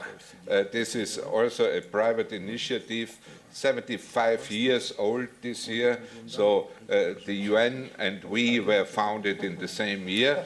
And we are organizing every year also a very big forum, but lasting much longer, not only 2 days like here the Gaidar Forum. We are working for 2.5 weeks. And we offer very different formats where we try to achieve exactly what I said, to make an impact and to bring together politics, the business sector, scientists, leading scientists of the world, and also culture and communication. And organized this all by a civil society organization. Thank you.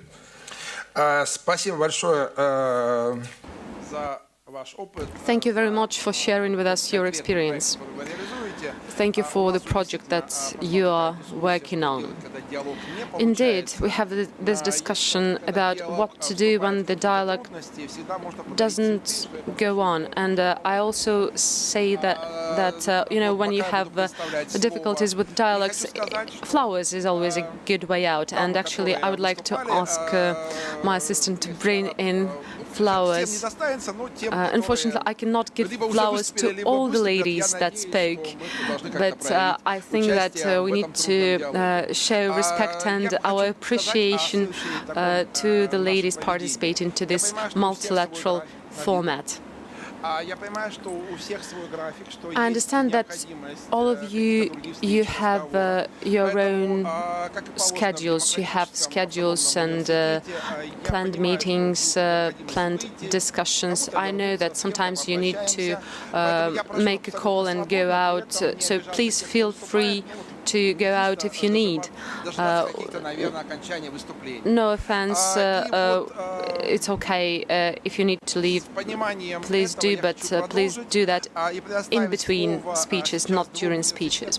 So let us now go on, and now I would like to give the floor to the representatives of our two key institutes.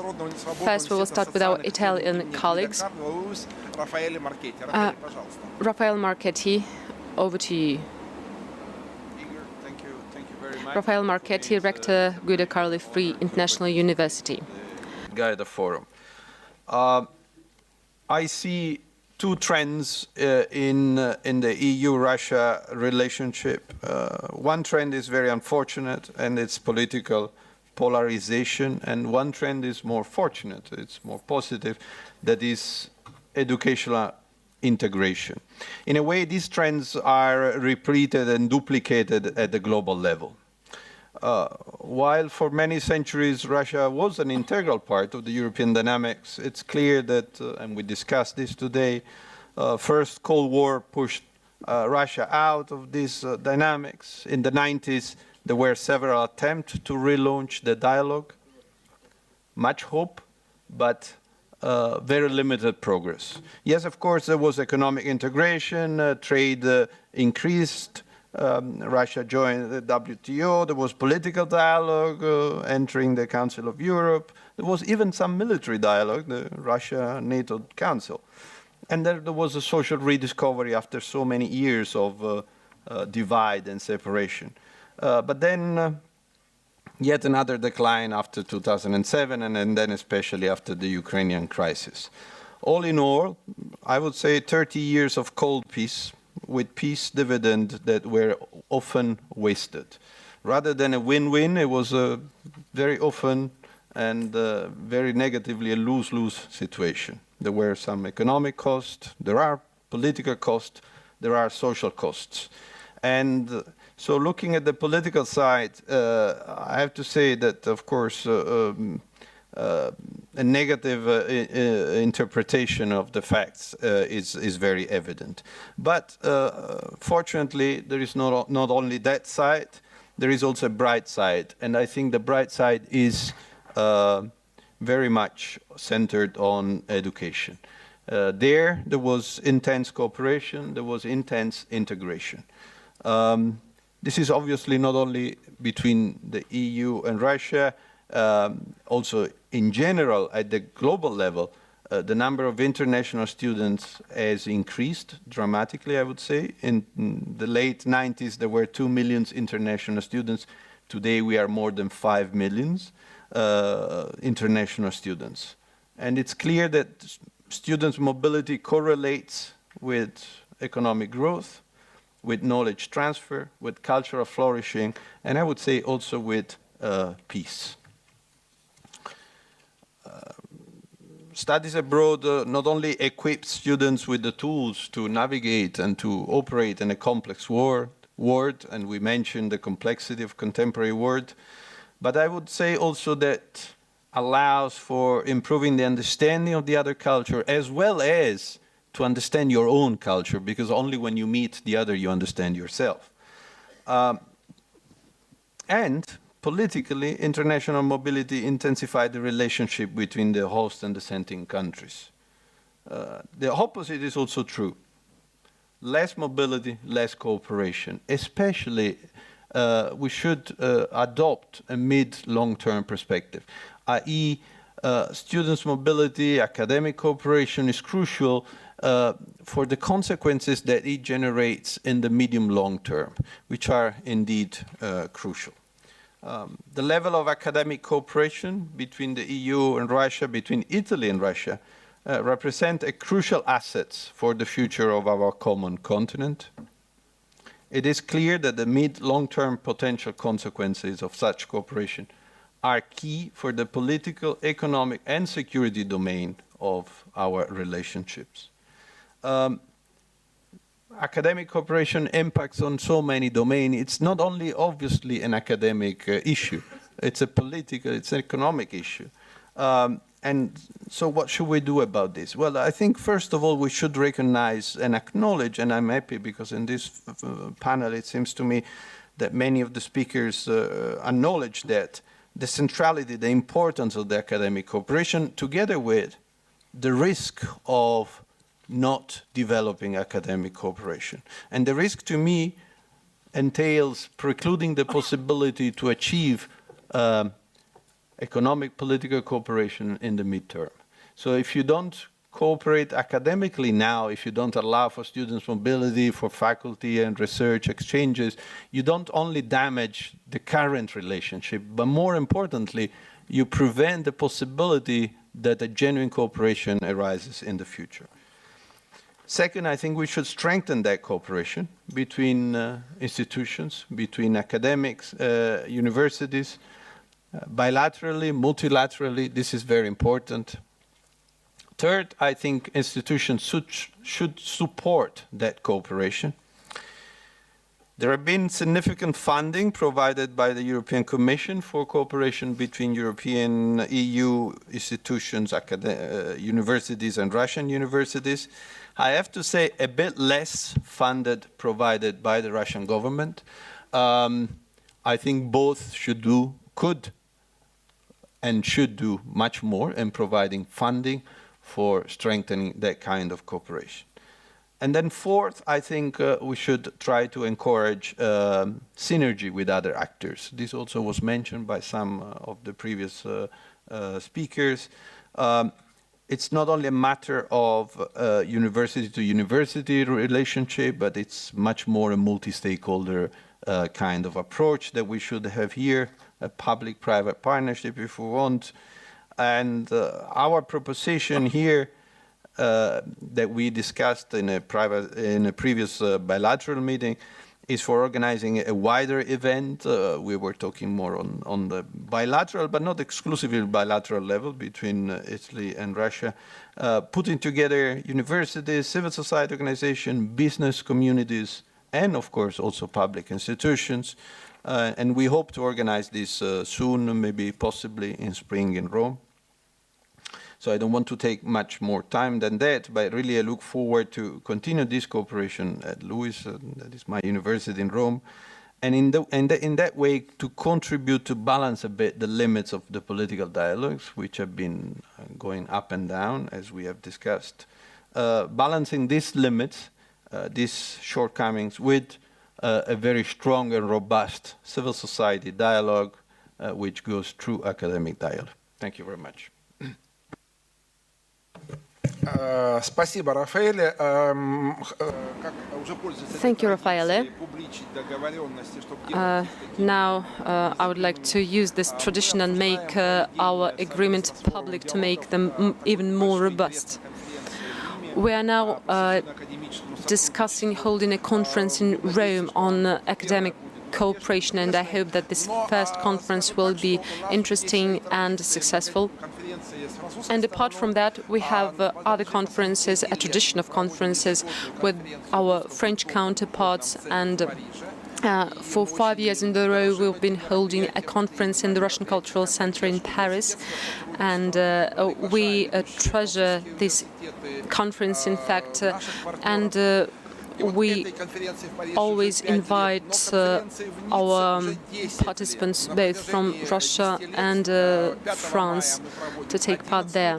There is another conference that is taking place in Nice, and I hope that no one will be offended by selecting this very location. So this year we're going to hold the 11th conference on legal matters, various legal matters in the context on France, Russia, and the EU. We had various blocks: political, national, geopolitical, and there we have our partner, the University of Côte d'Azur, and they are a partner of the Russian-French University, organized under the initiative of the Russian-French Commission, and at that time this commission was led by Mr. Emmanuel Macron, who was Minister of Economy at the time. Right now we have Trianon Dialogue, and every year Trianon Dialogue selects a topic of the year. We had the topic of smart cities, then we were discussing universities. Right now we are talking about climate change. So every time we are trying to select something related to the changing world, ecology, and so on. But the basis of all of it is the cooperation between university. At least we see it that way. It is important for us to see mobility, student exchanges, and let's be sincere and frank here. If a young person, when he or she is young, spends a year, a month, 6 months in a different university, in a different country, even if the climate in that country is not mild, but still that will instill warmth towards that country and culture in that person. To us, one of the first historic partners is this institute, and there is another partner,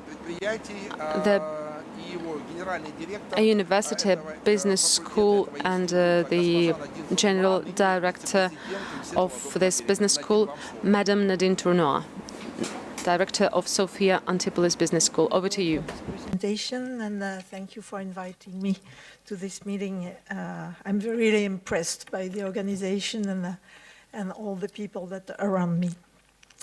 Well, I have heard a moment before that most of the time when there is a problem between two countries is because of governments, it's because of political. Well, it is true, but on the other hand, it is also true that even if two governments agree together on different points, and if the civil society doesn't want to go on with this project, it doesn't work. What I mean is that even if political decisions are tremendously important, on the other way, even if they are not taken, these decisions, civil societies can go on working together. And I think that a good example is precisely what exists today between universities belonging to different countries that are not really friends, that don't have really friendly relationships, but it still goes on. So, and I think it is tremendously important to let these relationships existing between two countries, even if politics doesn't fit really well together at a moment. The point, and it is always the case, I mean, in a company it is the same. Leaders can agree for working together, but if the staff doesn't work, well, okay, you imagine they do it, but in fact the results are not there, and it doesn't work pretty well. So I think it is really the same point. And what is the most important for me, and many people have been saying it before, is the trust that can exist, the faith that can exist between the people, between the partners, I mean. So, of course, well, basically I am a professor, and so I will have immediately an academic reference. That is Jürgen Habermas, that is thinking of what he calls the ethics of discussion. The ethics of discussions means, that's my understanding anyway, that in fact the problem is not to decide what is the good norm, what is the bad one. This is of no importance. The problem is to find the fair norms. That is to say, something that can be a norm that can be valid. And valid means that it is something that all people agree with, and all the people are concerned with these norms, or could be concerns. And it is, of course, all the partners of the discussion, on the practical discussion. And I think it is the only way for obtaining really the validity of some norms that are the basis of any trust, of any common goal, of the aim of the relationships. Well, I must say that fortunately today in France we have a minister, Frédéric Vidal, who is very involved and in the Russian Franco academic cooperation. But for me, the problem is that basically this cooperation is mainly based on mathematics and physics and so on. So, of course, the results are there. It is tremendously important, but on the other hand, if really we want people to work together, we must have a look and we must improve the cooperation concerning social sciences. I mean, it is a need for me for the future. And another point concerns that, unfortunately, and I do agree, it's very important, but we have been speaking, and we go on speaking, all of us, of the exchanges of students and the exchanges of professors and so on. Of course, it is very important. And even if the future is based on the students, it is a medium and a long-term solution. What I mean is that, okay, you have the exchanges between students and valid norms that emerge, and so many possibilities for the future. You have exchanges between students and professors, between professors and professors, but where are the executives' programs? We don't mention them very often, and I do think that for the present, we must improve these dual degrees. We must improve these relations of the executives programs, where you have executives from different countries that exchange together, but they don't exchange on one purpose. No, they are in a group, and they are in front of the same problems, and they are following the same goal to get this degree, an MBA, or even better, I think, for the future, a DBA. So I really think that programs such as, of course, MBAs, but DBAs, doctoral, doctorate in business administration, could be an important point for the future because it joins at the same time academic research and operational research, business research. That is to say, research that has an impact on business, short-term impact on business. Of course, research has always an impact on business, but it can be a long-term impact. And I think that we have to go fast. We have to try to develop the short-term development. So, in fact, this type of programs, we do share these programs with different universities, such as one in China, one in Lebanon.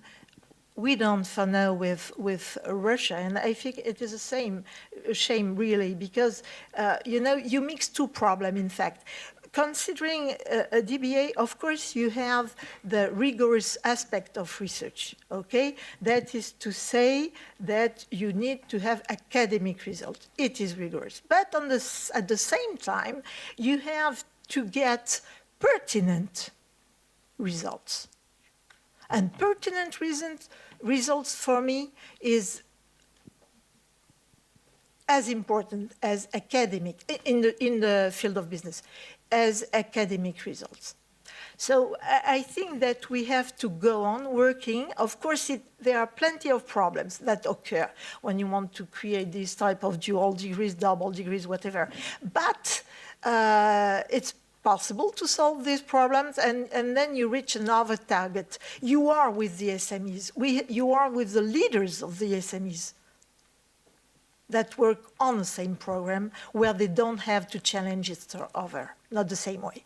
So you really create a group and not a collection of people that speak together. And for ending, I just would like to say that I believe really very strong in this type of the impact of civil dialogue or whatever, with just one example where we meet professionals, we meet research and academics. I'm thinking of the international accounting standards, accounting norms. Well, it started in the 70s. It has been in the 70s, well, different chartered accountants from mainly from Europe decided that, well, there is a problem for the future globalization. We need to find common accounting norms. And they started working at that time. And they created a system that is called IFRS, that is to say, International Financial Reporting Standards. Okay? Well, this system has been created by a civil dialogue. The government didn't do anything. And in 2000, at the level of Europe, it has been adopted. Well, depending on the country for listed companies or not, well, whatever. But it has been adopted. And Russia has adopted IFRS. And this is tremendously important because Russia didn't adopt the American system, US GAAP. And the importance is really, really big because on one system, there is just one concern. And this concern is financial value. In the way of IFRS, there are two concerns: financial value and social value. Typically, this is a norm. This is a fair norm, directly coming from the ethics of dialogue. And this is a tremendously important point for the development of exchanges between our countries. Thank you. Благодарю, госпожа Тур. Thank you so much. Madam Tourneau. First of all, thank you very much for filling in my gap.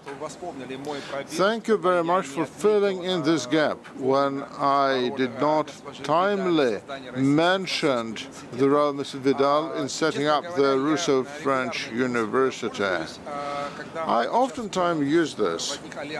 So when there is an alliance of Russian and Spanish universities came into being, I always mention Mrs. Vidal, who was the first president of the Russo-French University, and it was only her appointment as the Minister of Higher Education impeded her, prevented her from heading this Russo-French University now.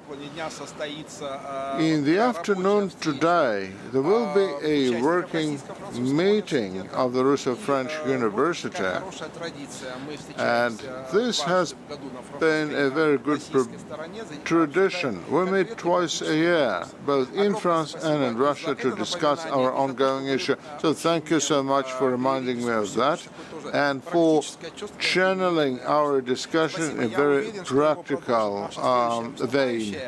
And I do hope that the next speaker will certainly follow up on that.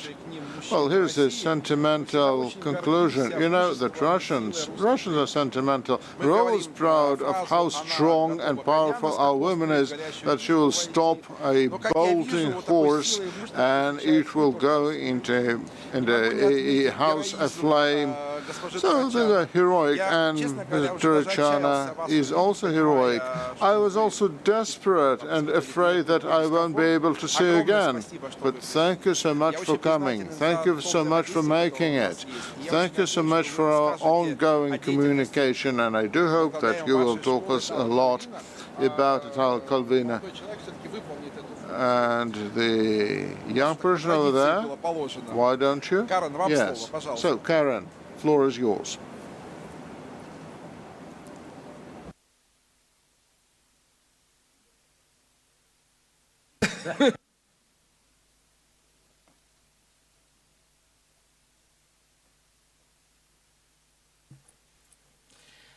Спасибо. Thank you, Igor. Honorable Dean, distinguished guests, ladies and gentlemen. It is for me a very big pleasure to be here in the Gaidar Forum at the Russian Presidential Academy of National Economy and Public Administration.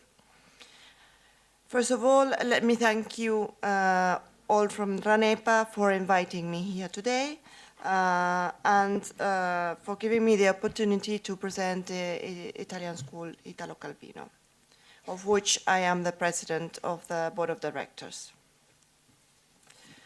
So today we are discussing the importance of dialogue between our civil societies. It is in itself a very significant occasion, but it is even more important in this university that hosts a Russian-Italian center set up to promote cultural relations between Russian and Italian academic circles, reaching a high level of well-organized excellences. In this framework, I would like to present the Italian school, Italo Calvino, a strategic tool for the promotion of our languages and our values in Russia. Its origin is linked to the history of the Italian community in the Soviet Union. The school was in fact set up in 1973 by the wife of the Italian ambassador at the time in the Soviet Union, Costanza Vinci, in order to fulfill the needs of all Italian families living in Russia, especially in Moscow. The school took the name of its founder until 2006, when it was renamed Italo Calvino, opening its doors to students of all ages and nationalities. So it started with only 3 students, and now it has around 160 students. Today, the Institute welcomes Italian and Russian and international students from kindergarten to high school, achieving the goal of harmonious development of the children. We are happy that we have Russian families because most of about 70% of the students that go to Italo Calvino are from mixed, like Italian, Russian families. And it's very important for us to have, for these families to have chosen the Italo Calvino as their preferred school.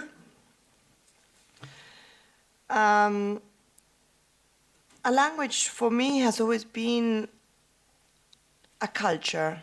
Through the language, you understand the culture. And this is also a way of building a bridge between the two cultures. And I believe the school has a very important role in this relationship between the Russians and the Italians. The Italian language still represents a privileged access to the world of arts, design, music, fashion, and gastronomy. For these reasons, many of you have started will start to learn Italian, I hope.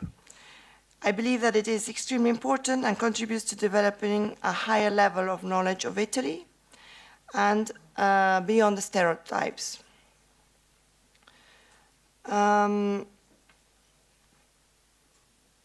The teachers of the Italian school Italo Calvino are helping the students to express their full potential, confronting each other in many languages, as well as enhancing their other mother tongues.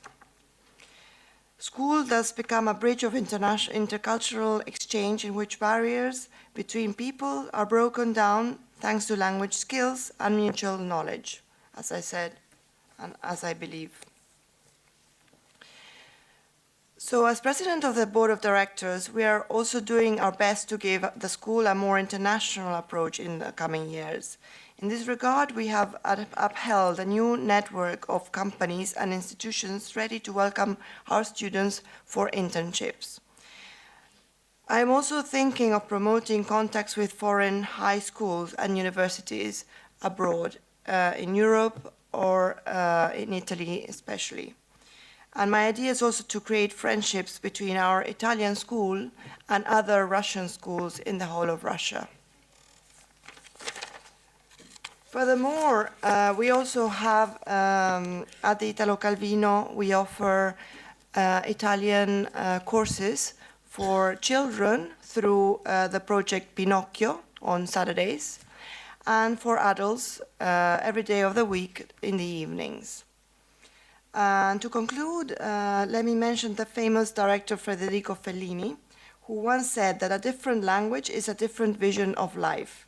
I am sure that the increasing number of those who study Italian will foster mutual understanding at all levels between Italy and Russia. No doubt that the school Italo Calvino will continue to be a valuable bridge for young Italian and Russian generations to spread values and knowledge. Thank you very much. Благодарю, Карен. Не буду скрывать, я думаю, Thank you, Karen. все здесь присутствующие, мы завидуем тем think there детям, is, которые учат итальянский в вашей школе. We all share the opinion that we all envy the children that study Italian in your school. I don't know whether they are going to master the language as a result, but anyway, they are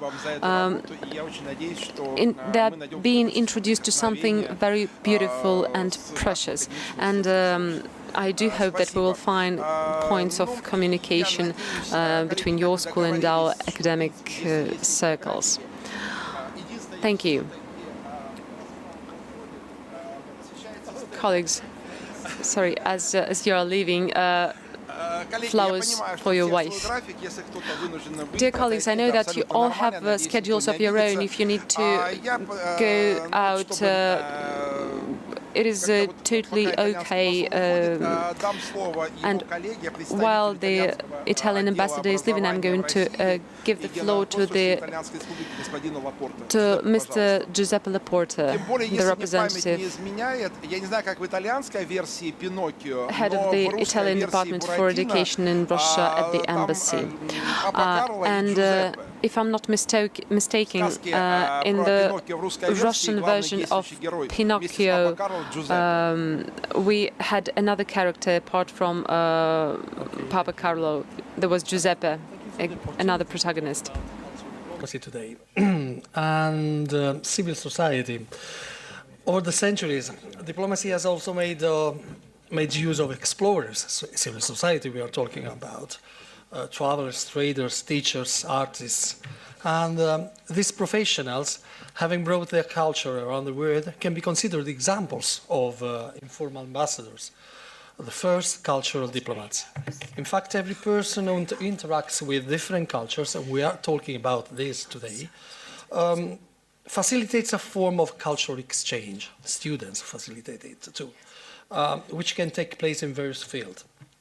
Among these cultural diplomats, perhaps we can think about one of the last years or centuries, Marco Polo, for example, or talking about Russia, for example, Fioravanti, Aristotele Fioravanti, Antonio Solari, invited to Russia by the Tsar. And they were cultural diplomats too, in a certain sense. And in the last decades, cultural diplomacy has received more attention. Today is receiving more attention because it's a thinner third instrument in addition to military strength or economic levers. And it can produce effective results. It produces effective results. And sometimes they are superior, or more the times are superior, to these obtained with the traditional hard power. Yes, we are talking about soft power, the ability to influence the behavior of others to get what you want through persuasion, through attractiveness, and not only through coercion or payment. Diplomacy and culture can provide a sort of mutual aid by helping to strengthen the image of a country. And as an example, I can talk about my country, Italy, because the Italian artistic and natural heritage can become a magnet capable of attracting millions of foreign tourists to Italy, producing revenue for the benefit of the Italian economy too.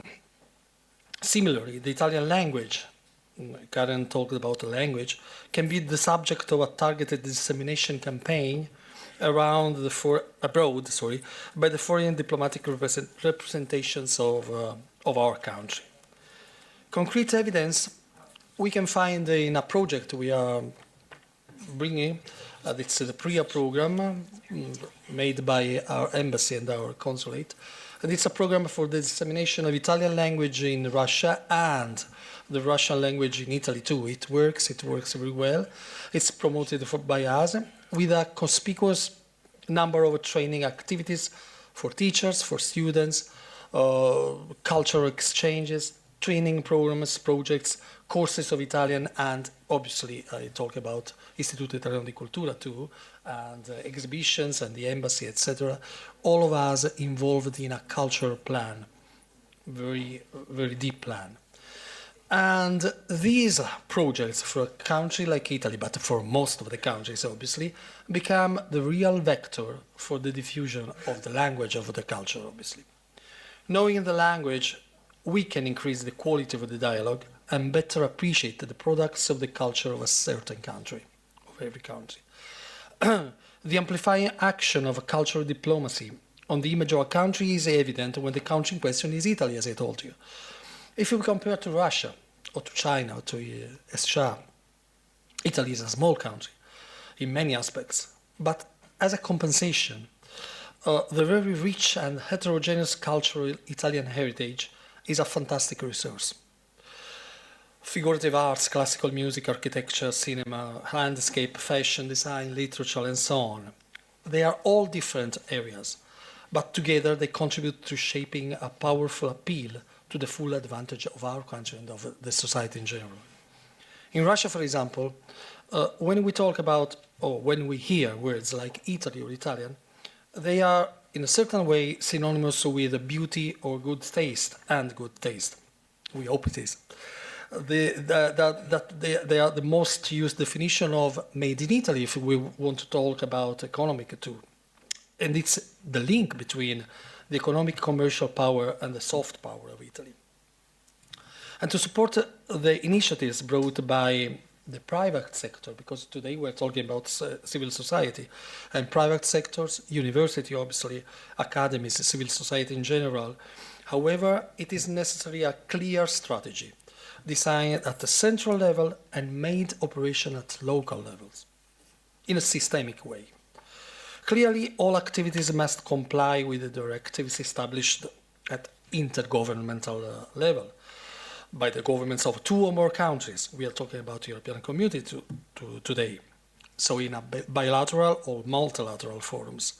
As an example, is worth to mention some of the numerous agreements between the government of Italy and the Russian Federation in academic and scientific cultural fields. These agreements are the basis for the promotion of academic exchanges of higher education, professional development courses, university conferences, language teaching programs abroad, provision of scholarship, creation of programs, double degrees, for example. There are lots of double degrees starting or started. And so we talk about young people. They become one of the main targets of cultural diplomacy. But young people are not only targets, not simple passive recipients of cultural diplomacy. On the contrary, they themselves can become the vectors. In fact, in today's universities environments, it is increasingly common, fortunately, among young people to move around in search of new academic or work experiences. Traveling, young people with brilliant academic results become worthy representatives of their country by indirectly or directly promoting its image. But today we have representatives of many European countries, so we have to talk, it's important to talk about the European Union too. It's a very important aspect about cultural diversity. The European Union is a part of a continent rich in cultural heritage and pulsating with vibrant creativity. And it seems resolute to proceed in this direction by doing teamwork. The concrete application of the motto, United in Diversity, passes through the need to adopt a cultural diplomacy approach that respects the cultural diversity of its member countries. I'm finishing, and I finish with what I really feel, because we only knowing the culture of a country, every country in the world, it can appear closer to us and consequently less strange and hostile. Thank you. Благодарю. И позвольте предоставить слово директору Нидерландского образовательного центра. Thank you very much. Now I would like to give the floor to Mr. Jirke Vershore, Director of the Netherlands Education Support Office, NUFIC NESO. We've discussed various interesting projects, interesting programs. Last time you spoke, we discussed something related to cinema. Right now, a relevant discussion is something around the names of states. Jirke, it is up to you to select a topic. Either names of states or cinema, pick one. Also, and I will use, I hope very shortly, my time, and I will then in the end use some of your moderating power, if you allow me. So my name is Jirke Vershore and I work for the Netherlands Education Support Office. And we strive to enhance student mobility, but also very important to us, institutional cooperation. And we do this also with RANEPA, but many other Russian universities. And this institutional cooperation is one of the more difficult tasks that we have. And why is this? And I'm going to share some of my reflections on the last 6 years that I've been working on this together with my team. Rectors of the universities want one thing, deans want another thing, professors yet look for other opportunities, and so on and so forth. They all have different questions, aims and goals. And are they all in line with the overall strategy of the university, the institution they work for? Possibly not. And is this a bad thing? Probably not. because that is the way things generally work. Now, it becomes a problem when professors, deans, educators reach out to international partners. They take their own goals and questions, and they forget about the goals and questions of the institution they represent. And they forget the goals and questions of the institute they reach out to. A common language is more than the English I speak now, and most of us understand, although many here understand Italian also. But it's also very much about looking at your staff, your management, your colleagues. What do we all want and need? And is it quantity or quality? And looking at your potential partner, what benefits them? How can we help them? And after all, you want them as a partner, but why should they want you? And what about the students? We've been talking about them. Many battles are fought over their heads about the curriculum, the standards, the exams, battles taking into account our own past and present, while the students are just entering their present and shape their future. And their future will be in a different world than ours. And by the way, why is there no dialogue here with them also, or a dialogue amongst them? It is my belief that we lack the patience to listen and clearly understand what we are working for. And once we do understand, we lack the discipline to pursue true and prolonged partnership. It was mentioned earlier today in a session on EU-Russia relations that people-to-people contacts are very important. And in difficult economic and political times, we should work harder and more consciously on collaboration in the field of science and education. Perhaps we should empower, or more empower, the younger generation to run dialogues, and hopefully more successfully than we do. And with this, I finish, and taking now some of your moderating power, I would like to introduce Professor Dr. Hein Roelsema, who has been very active in Russia for the past several years, and who might give some useful reflection from his side. He's sitting behind me. Можно, чтобы два раза не вставать, как раз и сразу слово, да? Thank you, Jerke.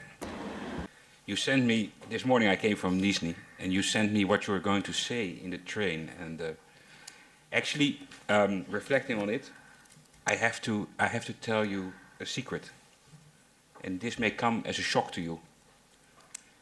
Universities, they don't exist, really. So as an academic, I'm from Utrecht University. In the morning, sometimes I have to wake up and think, for what university am I working? There is no identification between academics and the university that they work for. In a sense, what happens is that we have sometimes every few years when we have to do in Dutch corvée, which is military service of cleaning the kitchen. This is what we say when we have to do administrative tasks. Then we think, oh yes, for which university are we working? Students, they are a nuisance, not more than that. Minimize the effort. So that is basically most of the time. When I came to work for Russia, I found out that I actually had 5 colleagues of professors. I chair the Centers for Entrepreneurship in the Netherlands, who were working in Russia. And we had 2 things in common. The first thing that we had in common is that we all had a very active policy of not involving our universities. And the reason was that that would only complicate the nice work that we were doing here. The second thing why we don't want to include our universities is that all the partners we were working for in Russia want to cooperate with Dutch universities. The word cooperation means the same as not paying. And that is what we don't want. The only thing that works, and that's the second thing that we have in common, is that every one of us got the contact through academic conferences with individual Russian professors and staff. And for this, my only advice is, come to academic conferences, but write papers. Don't come there as a conference, don't come there as a manager, don't come there as an internationalization office. Write a good paper, and you will have all the contacts you need.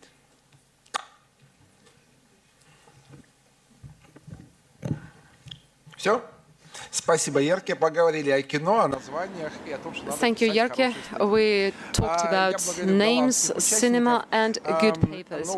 I think our participants from the Netherlands, when we mentioned the broken English, it is a big problem. We write articles either in our mother tongues or in broken English. I understand that broken English is the lingua franca of the modern world, and we have to use it.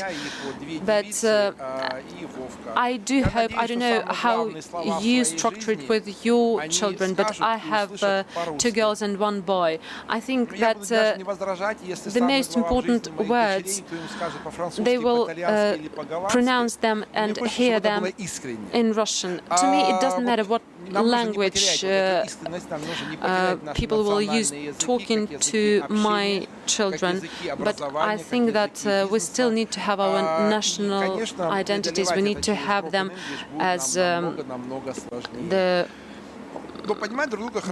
languages of our education, of our businesses, but sometimes it is easier to use broken English. With this introduction, I would like to give the floor to one of our major colleagues, and I hope that I will not offend any of the representatives of other embassies.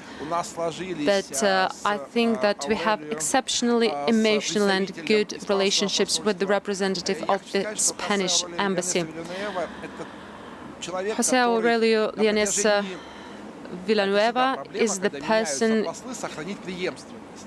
who managed to provide the good follow-up in his embassy. We do have lots of interesting projects with him. He is the education attaché of the Embassy of the Kingdom Spain in Moscow, and one of the important projects that we have is the alliance between the Spanish and Russian universities. It was founded in April 2019, and the project is still in its very beginnings. Успехи, имеет даже министра высшего образования, первого президента этого университета, то альянс российских и испанских университетов только в начале пути, у нас все еще впереди, и нам очень важно, чтобы эта модель была успешной. Учитывая то, что ряд итальянских коллег ушли, но Карен здесь, мы обсуждали до этого на встрече возможность экспликации вот этого российско-французского, российско-испанского опыта на российско-итальянскую площадку. Давайте подумаем, может быть, это будет не безинтересно. Аурелио, вам слово. Thank you so much, Igor. It's wonderful to be here in RANEPA because I really feel we're between friends here, right? So it's always wonderful to work with this institution and to be here at this forum. And I'd like to thank you also because one of the first things you pointed out this morning is how universities and higher education open the way, pave the way for relations between societies. And I think that's very true in the case of Spain.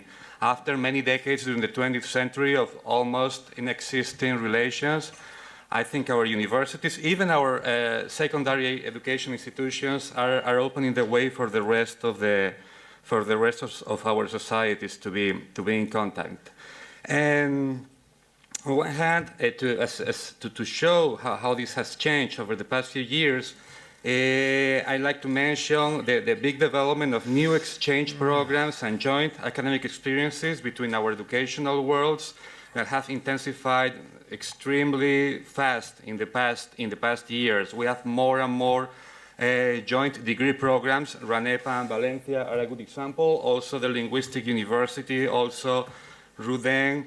And for instance, in 2018, for the first time, a joint doctoral thesis, Russian and Spanish, was read here in Moscow at Ruden. 2009, the past year, was a very significant year for Russian and Spanish universities too, in a big part thanks to that alliance that you were talking about, but I think that Olga Biroshenko later on will talk more about that. The agreement was signed here at the embassy in Moscow by the rectors of the universities of Tomsk, Misis, Ranhix, and the Academy of Foreign Trade, and Valencia, Oviedo, Carlos III, and Rovira Virgili from Spain. And this is an amazingly big step in our academic and scientific relationships. And I'd really like to thank Franz Higgs, for taking the initiative and the leadership for this project.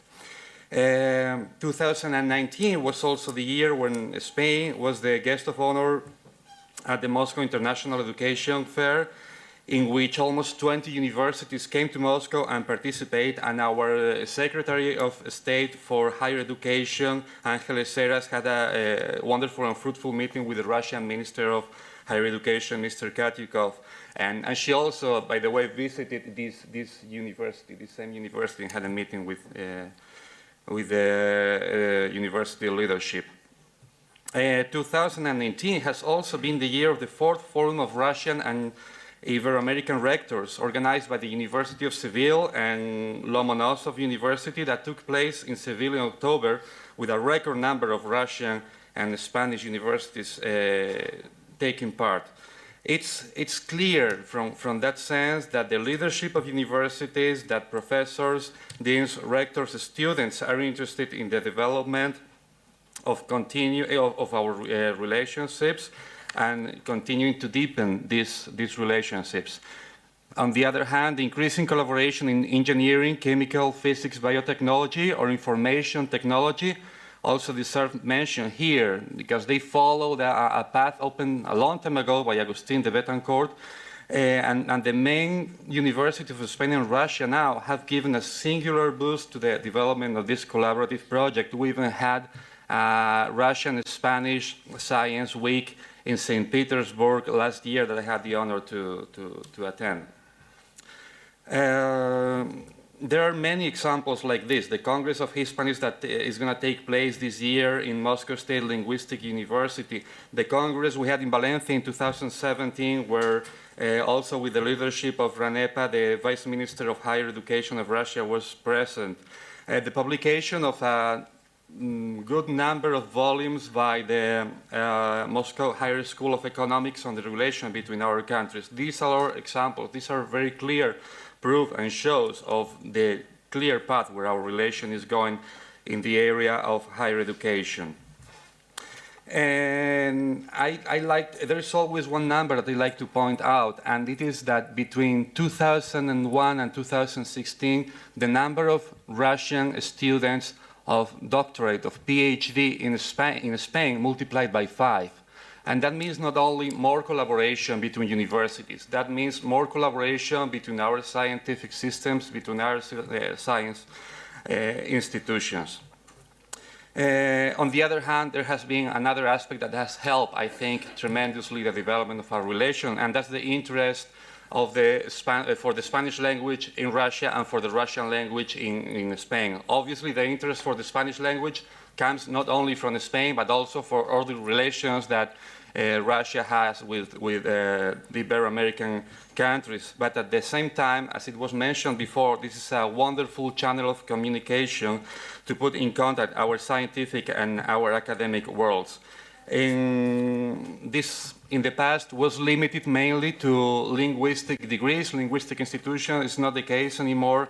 Institutions like RANEPA, Plekhanov, polytechnic universities are taking the lead in the number of students studying Spanish. In general, when it comes to our younger generations, I believe that there is a general desire in Spain and in Russia to get to know each other better. There is a curiosity that it's our duty to stimulate as a fundamental tool to deepen a better understanding that contributes to eliminating the stereotypes and distorted images of the other part.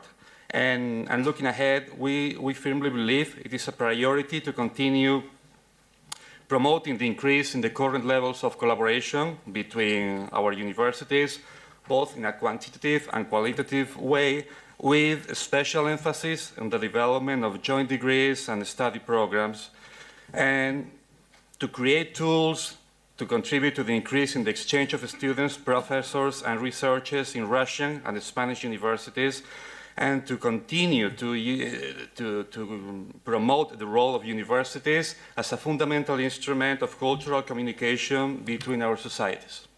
Thank you. Благодарю, Аурелио. Наши наилучшие пожелания. Thank you, Aurelio.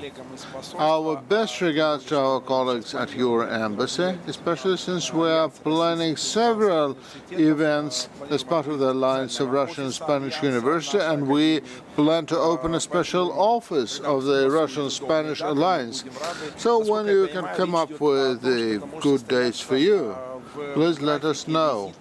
This may be made part of the State Secretary of Spain on Education in Moscow.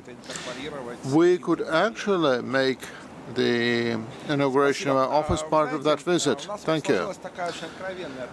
You know, look, we have managed to set up a sincere, frank atmosphere here, especially since several ambassadors have already left and others have just come. For the past 10 years, I have been engaged in university cooperation, and it is so easy for us to talk with French colleagues, Spanish colleagues, Italian colleagues, and we managed to come up with different projects with them. And still, one of my ongoing concerns is the almost total lack of tangible programs on cooperation, apart from shaking hands with deans. I don't want to call them Eastern European countries, but I cannot think of any other way. Well, our efforts have not delivered so far, not with the Czech Republic, not with Romania, Hungary or Bulgaria. So when your people come from our countries, I keep telling them, we are open to any kind of cooperation that you are not afraid of. I want to say that again. As the academy, as an academic community, we are open to any kind of cooperation with the countries that used to be part of Eastern Europe and now part of the greater overall Europe. So I believe that embassies of the Eastern European nations and Central European nations now would transmit our signal to your universities. We are open to cooperation, and with that I would like to give the floor to our friends. Look, Bulgarians are our friends. This is our habit. And the Ambassador Extraordinary and Plenipotentiary and Mr. Atanas Kristin. Thank you. I will be speaking Russian, keeping in mind your remarks about broken English a few moments ago. Thank you for this invitation. Thank you for introducing me. I'm sorry for being late, but there is a good reason for being late. Because we received a delegation from Bulgaria at the Gaidar Forum, headed by the chairman of the Committee on the Economy of the Bulgarian Parliament. In such cases, ambassadors must be with their official delegation, and it was a very interesting meeting. I will tell you why.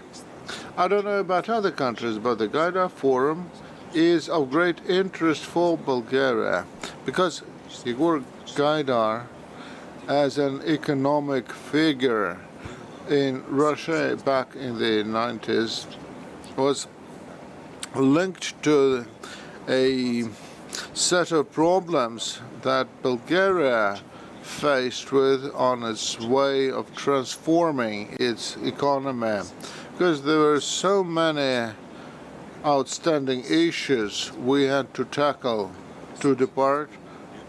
Well, because there were so many textbooks on how to depart from capitalism to socialism, but there were no ready-made recipes of how to do the reverse path from socialism back to capitalism, and we had to face that back in the 1990s. So Gaidar actually grappled with that kind of issues, and this is so close to the heart of Bulgarians. Well, because we are still treading that challenging path of economic transformation. This is why we consider the Gaidar Forum to be of extreme importance to us, and I believe that we still have to provide a solid theoretical basis for that kind of transition. Well, not to retell you the story of this morning, let me make a few remarks about the topics at hand in this session. I cannot fully agree with you when there have been no contacts between universities of this region. I believe that even in this university, you have around 15 to 20 graduate and postgraduate students from Bulgaria. Is there anyone in this room from Bulgarians? Well, this is one thing. All major Bulgarian universities have been pursuing fruitful cooperation with Russian universities in Moscow, St. Petersburg, and in other cities. I saw that with my own eyes when I visited Yekaterinburg or Samara and universities elsewhere in Russia. And we have had fruitful cooperation between the universities and had conferences of researchers and of the academics between our Sofia University of the Economy and GIMO. That was a teleconference, took a full day, and professors from both universities had a lively discussion of our bilateral relations. Oh, human contacts. Bulgaria can note some specific traits common to both Russians and Bulgarians. Russians and Bulgarians have had some common traits in their character for centuries. This is linguistic proximity is one. We know that Cyrillic alphabet started spreading in the early 8th century, and it all started in Bulgaria when the Old Testament was translated into a new language. We have common religious ties, which is called the Orthodoxy, the Orthodox Creed, originating from Byzantium.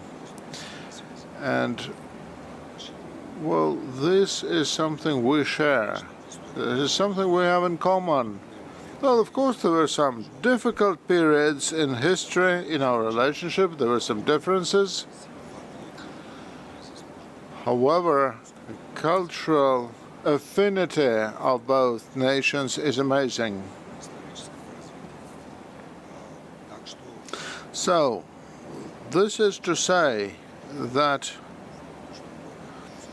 the Russian language is quite popular in Bulgaria, and perhaps not everybody knows that, but I'll say that young people in Bulgaria who can choose a language to learn are increasingly often choose Russian immediately after English. And I'm talking about schools where school children can choose between languages they want to learn. And our cultural communication has been evolving dynamically.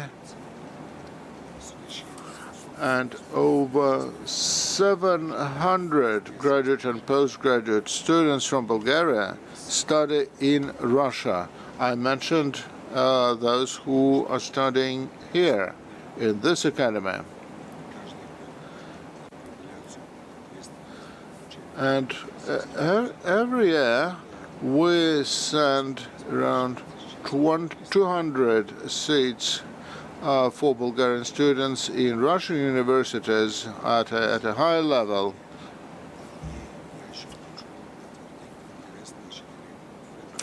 I also want to emphasize that our rectors are interested in coming to Russia and talking to Russia.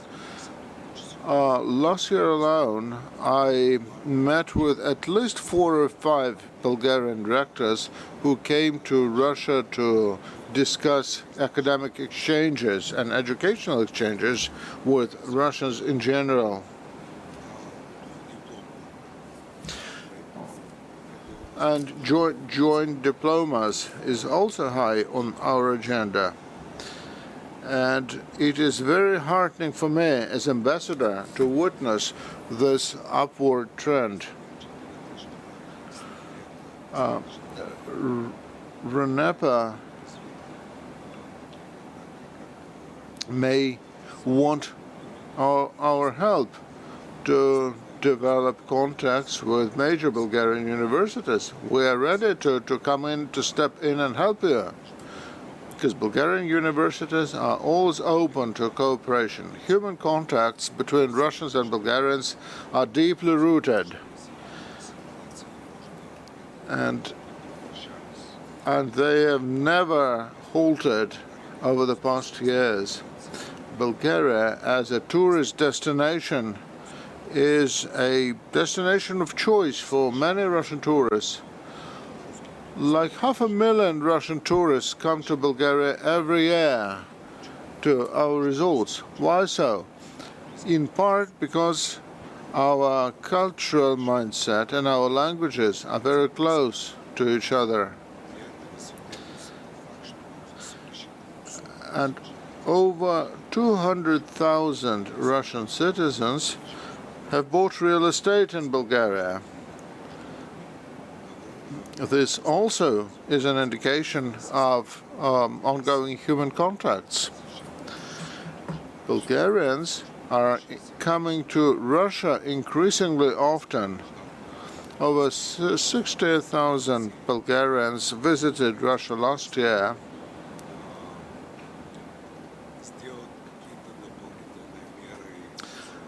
And I believe that we may give a further nudge to this trend, and then more Bulgarians will be coming to Russia.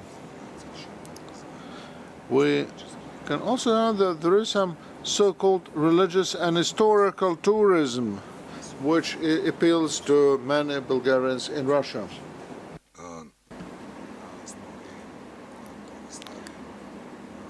There are many common points, first of all, in terms of our faith, and we do have a lot of contacts in terms of contacts between Orthodox churches, for example.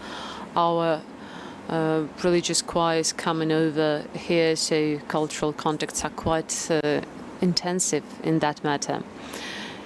In terms of our intergovernmental relations, I'd like to note that we have a cultural agreement, and currently we're working on agreeing upon a new program about education and culture. It is being now considered by the Russian authorities, and we hope that very soon it will be signed.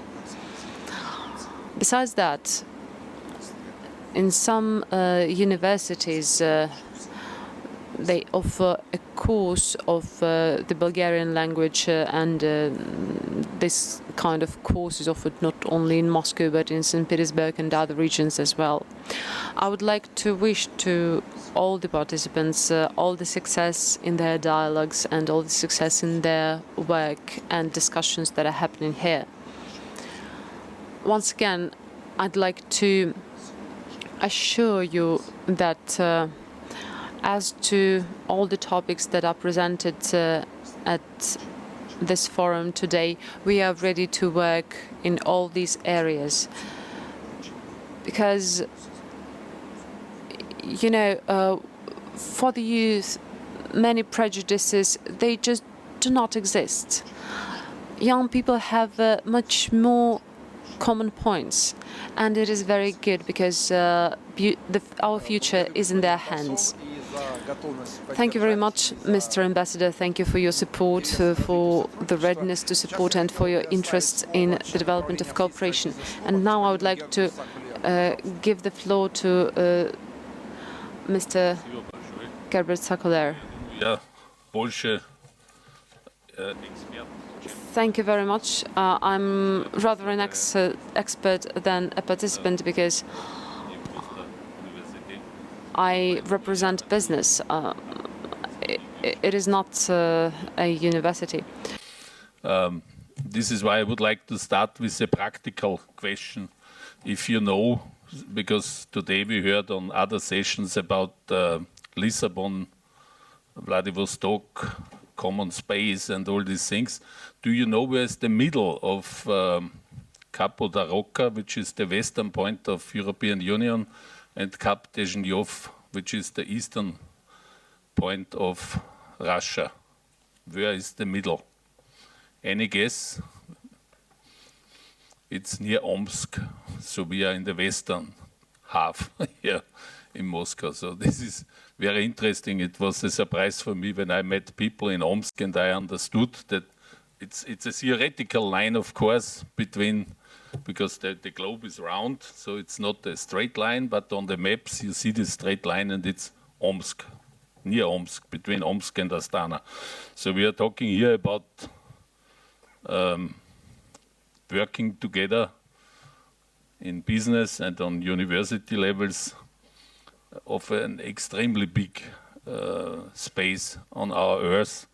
And I really would like to put forward this idea as a momentum, because we heard a lot of aspects of this university cooperation, and I think this is very important to understand that we are not talking here about a space between, I don't know, Moscow and St. Petersburg or Berlin and Munich, but this is really a substantial space and a substantial area of the world.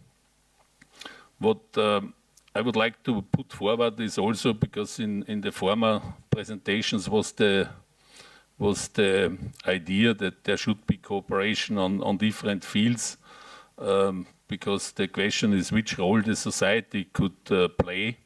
And I think this is something that becomes very important now, because now we have the social media, and so the societies become much stronger than they were in the past. And we come from a history that after the Second World War in the East developed in a communist system, and in the West this capitalist system. And this leads to some different estimates of results, even nowadays. And it was nice to hear, actually, when I have drafted my speech, I did not think about these different estimations, but today we heard already that the IFRS, this International Finance and Accounting System, is something that is also understood in common as the result checking of companies. This is something that the societies have to achieve, because you have to understand what is a good result and what is a bad result in financial terms, not just if you have money or not, because the financial results are something completely different. And this is what universities and societies only can achieve. And here we have really a big space of cooperation that we should take, because the business is usually the bridge between countries and societies. Business is dealing with conditions in both countries, in the home country and in the other country. And only if the people cooperate very well, a good result can be achieved. And I think this is also a good example for the university cooperations, because just to put forward an idea doesn't help. It has to be understood that there is a host country and there's a guest, and both have rights and obligations. So it's not that somebody could come and say, you must do this or you have to do that. No, it's very important to consider both sides and to consider the obligations of the host and of the guest. both have obligations and both have rights. This is the nice thing. And I think if we put this also to the university cooperations, it's very, very good. What do I see with the university cooperation is, I see it like we are on a bridge, which is the time, there's the cooperation between the countries, and what the universities in the science sphere can do is to work on what do we do when we are on the other side of the bridge. Where do we go? Do we go right, left, forward? What is the goal? Because we have heard today from Mr. Frattini all these challenges of the societies with digitalization, with ecology, and so on. And here we need the scientific cooperation, because each country has a different interpretation of the word sustainability. This is really funny when you look what you hear when somebody says it's sustainable. For example, in Vienna, you would not believe they have a system, they rate the sustainability of a bottle, how many drops stay in the bottle when you put it on the table back, because it's wasting resources, because it stays in the bottle. So this is, of course, very refined in Europe, because we put a lot of attention to resources, but who would have thought that this could have had an impact? And this is this cradle-to-cradle estimation of each and every product is very important to have a common understanding that you use resources and you get the product, and at the end of the life cycle of the product you are back to the raw material. So this is something that must be clearly understood, and here the scientific work is needed, and also that the universities educate the specialists afterwards. This is also very important with the results of the scientific works and with the common programs. Why this is important? A visitor to Russia made a very interesting comment last year. He said that when he goes to Madrid, for example, just because he speaks Spanish also, so he mentioned Madrid, 70% of the things in the supermarket are more or less the same like in Germany. And when he came to Russia, he said, here it's the opposite. Here 70% is different and only 30% is the same. So for him it was a very interesting experience, but it shows that a common understanding of what we see and what we have is very helpful, because otherwise one thinks this is very advantageous and the other thinks it's not. So this cooperation on university level is needed in order to get to the same rating, because all misunderstandings that happen is when the things are not rated by the same level. In Austria, as I represent Austria, we have the knowledge on the ecological issues. We have a house that does not need energy. We built it in Astana, several houses, and it works without additional energy supply.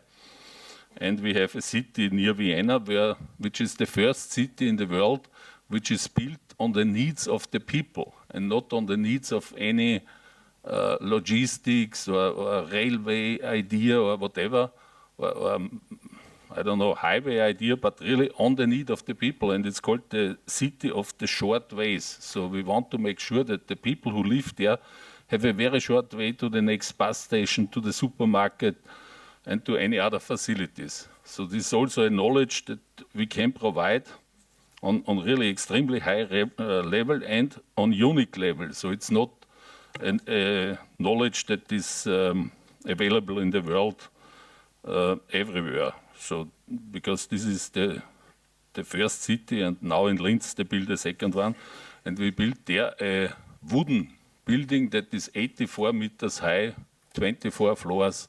So this is also a trial.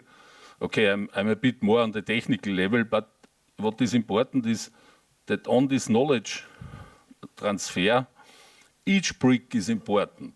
It would not make sense to develop just one specific place.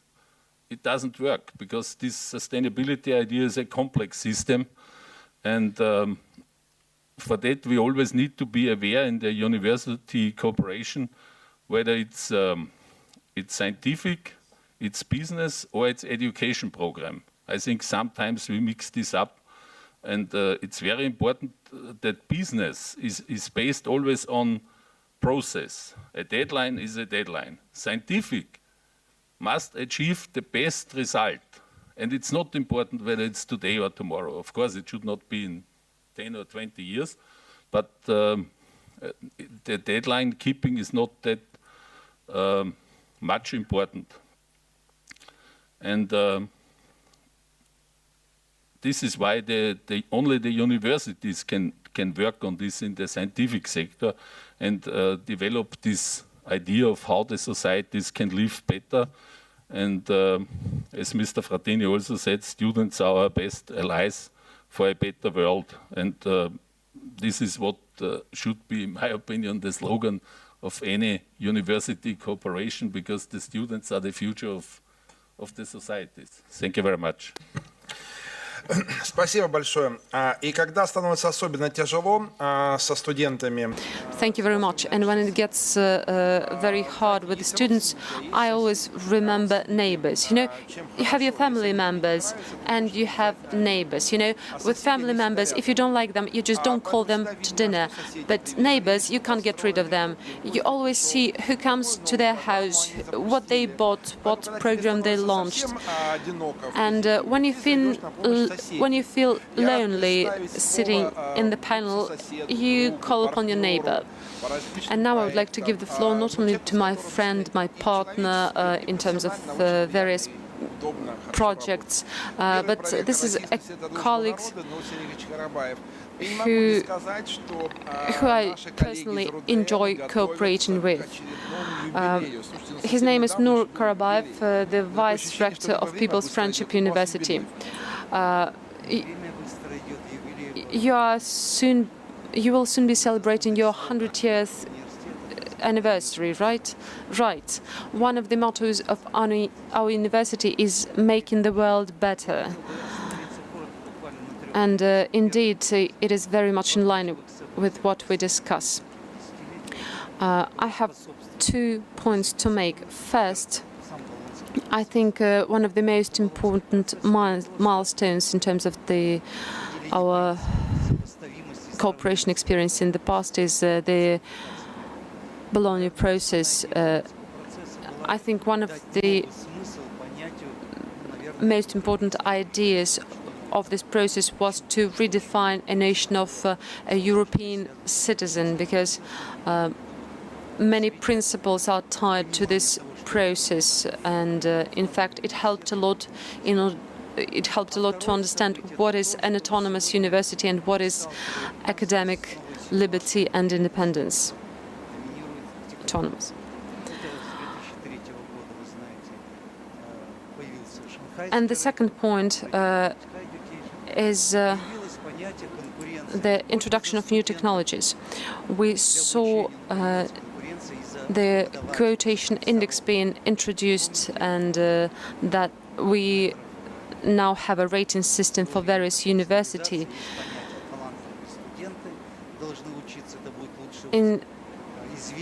We have various definitions for a good university. Some think that good students are studying in good universities. Others say that we should look at professors, but that university rating system, in fact, triggered lots of changes, for example, in France, but in other countries as well. And in general, it actually made it possible to drive away from the Humboldt University concept. Right now we have various programs that are being used and that are launched in many countries. We have 100 university in Russia, and our delegation recently, it was to Egypt. It was in Egypt visiting a conference, and he asked our delegates, are you part of top 500 universities? Because we have other delegates said, we have an instruction only to make contacts with the members of top 500 universities list. Sometimes we are talking about education becoming massive and available to wide masses. But in fact, right now we are talking about the democratization of science and making science more open, building cooperation in the scientific area. Of course, it is important for mega projects, for international laboratories, for programs for students and professors, those who work in various universities, because they need to somehow register their years of experience in order to be entitled to pensions. And as our colleague from France said, it is important to understand that we are different, but at the same time we need to be equal. We need to uphold the humanitarian goals of the international education. Of course, we have competition here, and competition is facilitated by economic and political processes, but we need to know who we who depends on us, and those are students and professors. Thank you. Thank you indeed. Just imagine that in about 15 years' time I will tell my daughter to get married to a man from the top 500, for the top 500 smartest people in the world. This is not the right thing to do, isn't it? Okay. There's also a way out, always a way out. All ratings are for convenience sake. We say the smartest, the nicest, the most beautiful. This is something which is closer to the heart. This is why I asked my French colleagues to sit closer to me, and I want to pass the floor on to our good partner, Jean Cassé-Billon, who is responsible for Russia relationship and joint projects from the University of Sorbonne. So how many universities do they have? You keep changing all this. Could you please explain this to us? And so what do you think about all this? That's right. It's a little bit complicated because my university was called Paris Sorbonne. Before it was Paris Fore, and now it is Sorbonne University. Well, it's a little bit complicated, but just because we merge with another university in Paris, that of sciences and medicine, called Paris 6, Pierre and Marie Curie. So now we are at last a big multidisciplinary university. So what I just want to tell you, it is how my university, Sorbonne University, is trying to create a true dialogue with Russian universities. In fact, Sorbonne University is a part of the so-called French universitary colleges in Russia, that of Lomonosov State University of Moscow, and that of the State University of St. Petersburg. And this is since 1992, so it is a very long story. And this institution, I mean the French Universitary College, it's a fantastic institution in which French professors coming from a consortium of universities, such as Sorbonne University, come to Russia to give lectures, to give courses to Russian students in history, in philosophy, in law, in sociology, in literature, and so on. So it's absolutely fantastic, and after a 2 years program, these students can come to France to enter in a Master 2 program in our universities. So it's a fantastic institution, but the only thing is it is just just non-reciprocal. There was something lacking or missing in this institution. So 5 years ago, in Sorbonne University, we decided to transform our cooperation. We just decided to create in Sorbonne University a kind of Russian university college at Sorbonne. It means that we have created exactly the same, but in the other direction. So now we have a new program in Sorbonne in which we invite 9 Russian professors of the 3 partner in Russia, that is Lomonosov University, St. Petersburg University, and the Higher School of Economics in Moscow. And we have a program in 9 weeks in 3 disciplines, and all our students enrolled in this new program of double masters with Russia have to follow this course. So this is our conception of dialogue. You cannot have a dialogue with yourself. It's absolutely a nonsense. And if it were possible, anyway, it would be very boring. So if you want to have a dialogue, you have to speak to somebody else and also to hear what somebody else is going to tell you.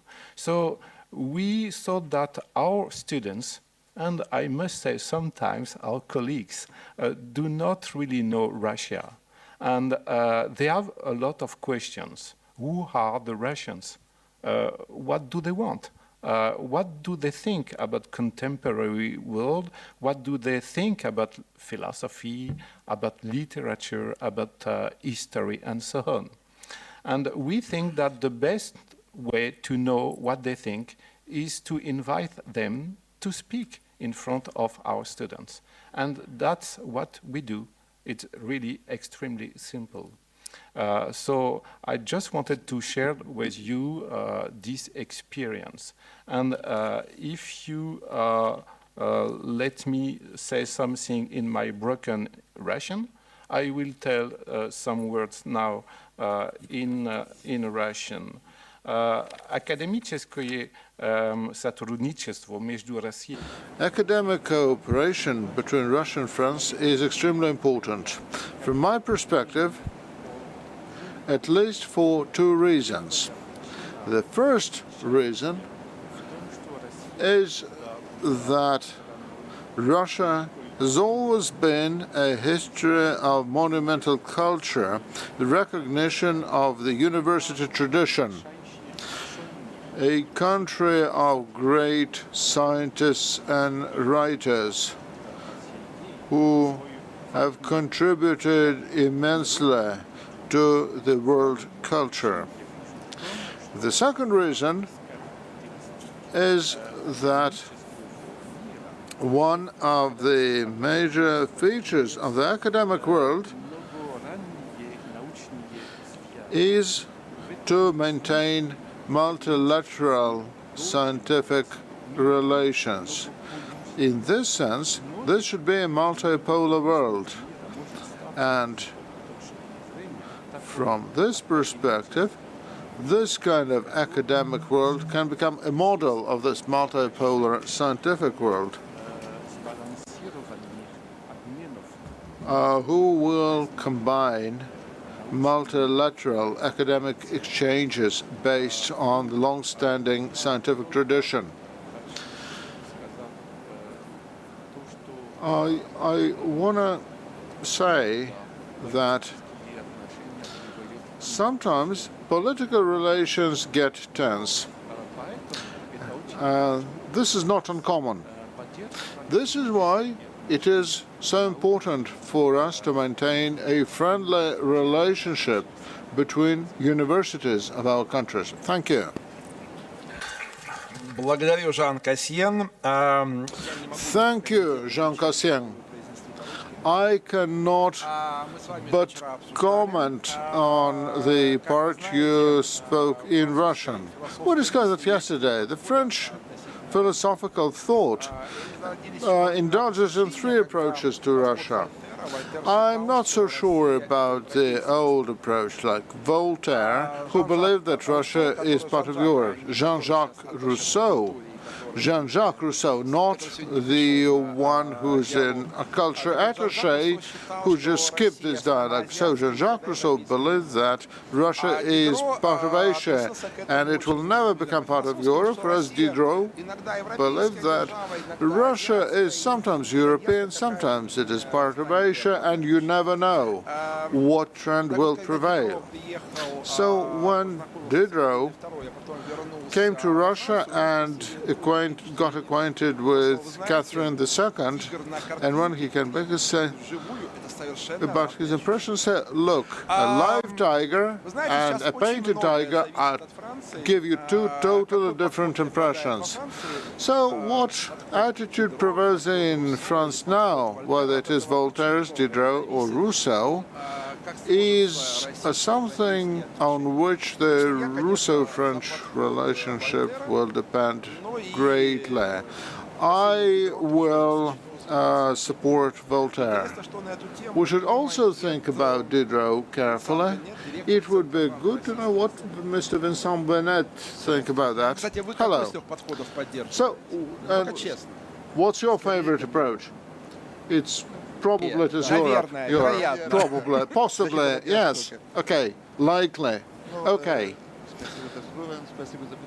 Thank you. Thank you for inviting me. I'm the director of the French-Russian Studies Center.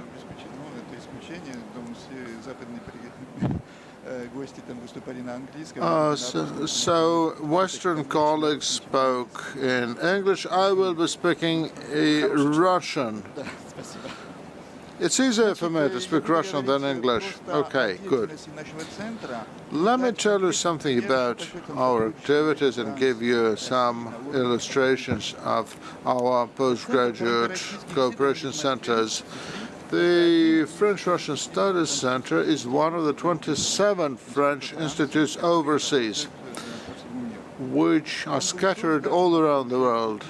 It was set up back in 2001, and its mission was to promote academic contacts and academic exchanges between Russian and French researchers. And we are a center for humanitarian and social sciences and work under the auspices of the French Ministry of Foreign Affairs and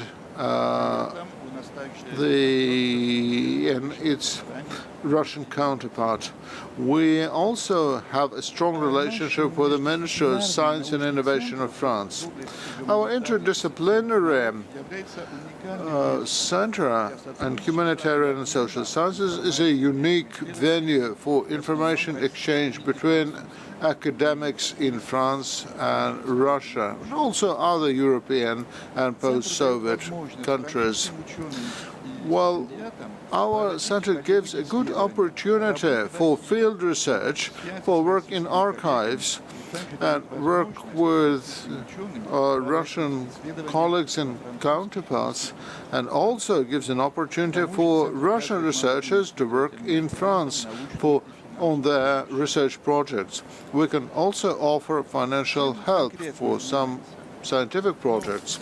Specifically, our French-Russian Studies Center offers two lines of research for academics of various fields of studies. Well, in humanitarian disciplines, we are focused on society and public policies. We want to identify ways to deal with outstanding social and political issues, to see how ongoing problems may change societies and their outlooks. We investigate relationship between the state and society after revolutions, say the 1970 revolutions, or disintegration of the Soviet Union. We also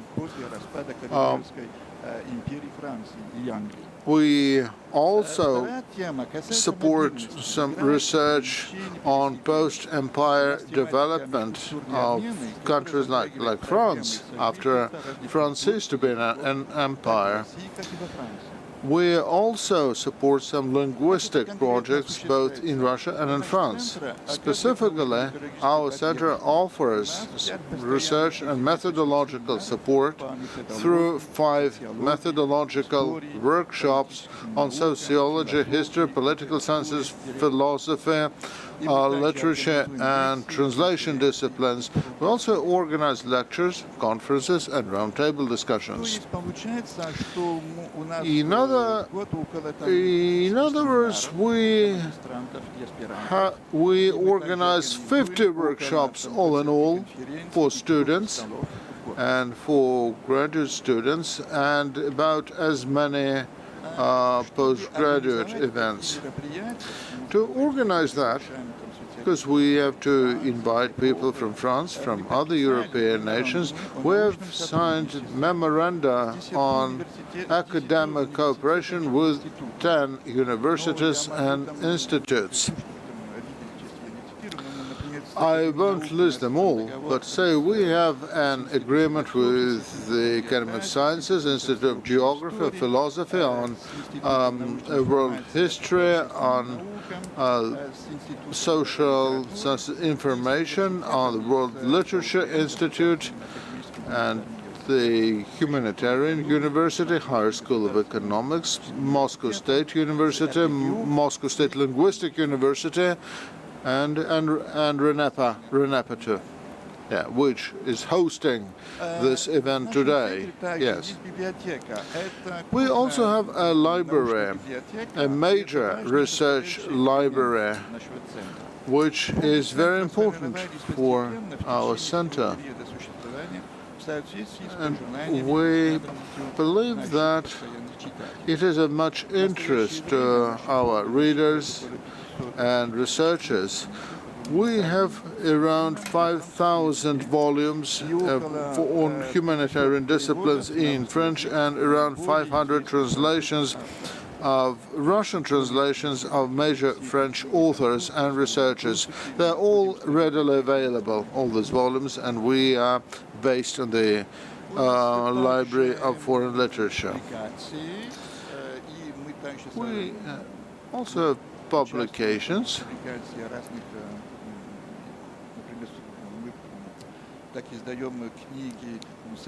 We publish quite a few books every year together with the Institute of World History. We publish a volume named the French Annual Letter, From the French Revolution to Napoleon. Let me tell you something about our grants. Grants are also of interest to young researchers. Every year we have a competition of grants offered to young researchers. This year we received about 50 applications for grants, which is an indication of the much interest of Russian universities to our help. Our center offers a number of grants to French researchers and students, while there's also a program named Atlas, which is designed for young Russian students wishing to go to France for various terms, well, short-term grants, medium terms, and special grants. And this is very tangible, something very tangible we offer to contribute to our cooperation.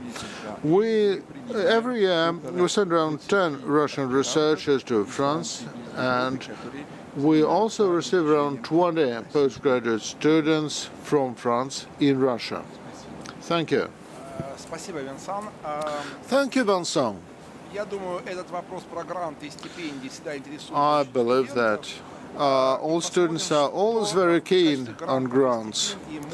So what can the Russian-German Foreign Trade Chamber can offer in terms of grants? A business development director of the Russian-German Foreign Trade Chamber, Patricia. Patricia, the floor.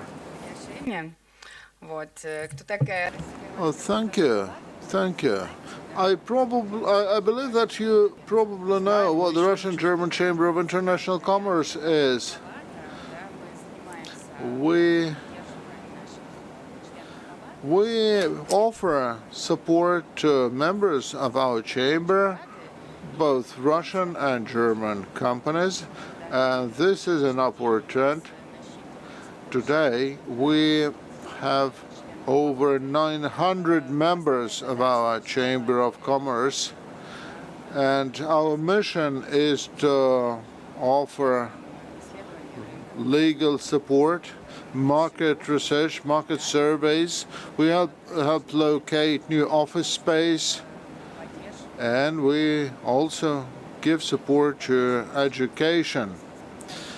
And we may do some headhunting for our member companies. Today, for our companies that come to work in the Russian market, it is still a big challenge to find good human resources. There are lots of trained professionals, but not always they match perfectly with the company.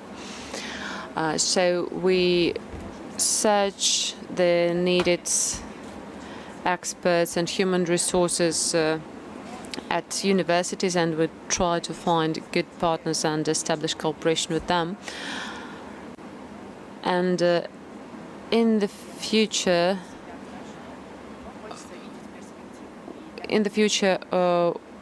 we will try and develop our contacts with other organizations as well. So what we basically do here, what we offer here, we implement the experience of German model of professional education, and here we follow the principle of Confucius. I hear, I understand, I see, I act, and I finally understand. So in this way, we help people to develop practical skills, and that is the education that we can offer. Our work in Russia is still very much theory-based, if I may put it so, and we cannot fully consider all the requirements of the business organizations, business community. So we are still trying to find out what those needs are, and we are fine-tuning our activity. We're active since 2003. First, we started with projects with individual isolated organizations, and then we launched projects for cooks, for butchers, for bakers, so for professions that do not require higher education. Then we switched to a different area and added professions that were required for production of specific glass fiber. Then we learned about the need for a specific type of specialists with another company, and so we tried to develop the list of our professional standards that we can offer and include it to what we offer here. We helped to develop a new professional standard, and in order to provide to the companies experts and specialists that they need, and some of the universities in some regions have already adopted, and they are offering training according to that educational standard. So we hope that in this way we can offer this contribution to the educational sphere and contribute to creating new professions. Sometimes we see that new professions are in demand, and they are actually in between two professions, and here we are ready to step in and offer our help. For example, lately we saw another company that organized a production site, and they used that special investment contract. There are various projects that are related to mechatronics and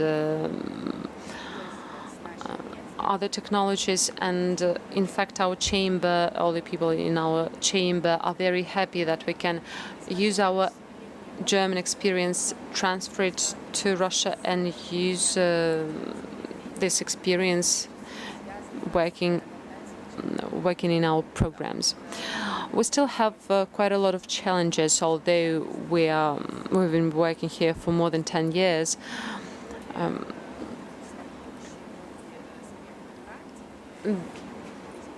One of the biggest problems is that sometimes the conditions for specific professions differ from our standards.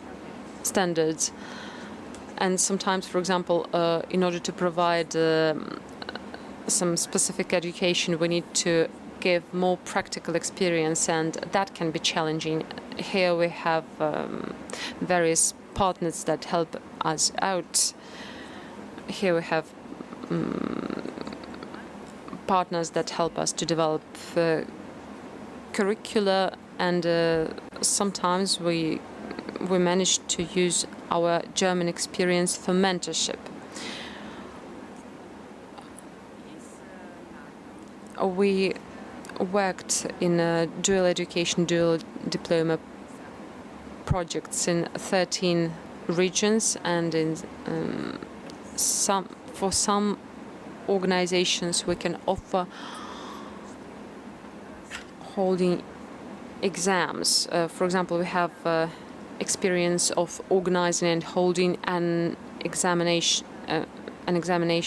for KAMAZ. That exam was taking place in Nabережные Челны. There were 4 students there, and in fact we were very glad with that experience of this administrative exam. It was very important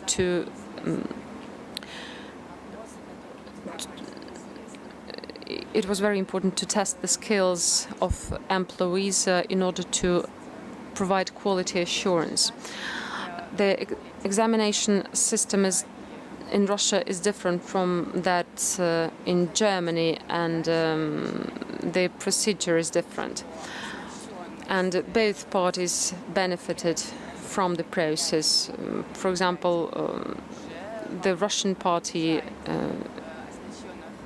learned the German procedure of examination, but at the same time, German colleagues saw that some Russian enterprises are in fact better equipped than German enterprises.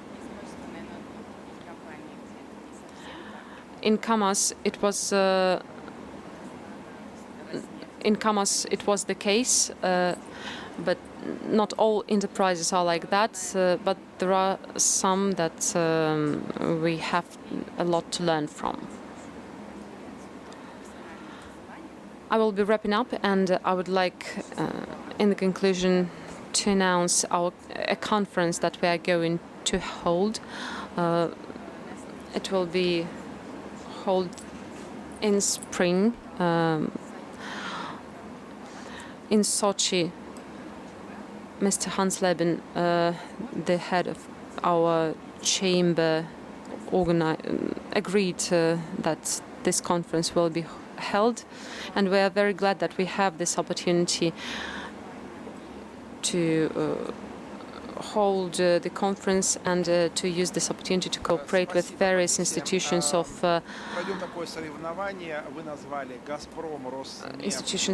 higher education and schools.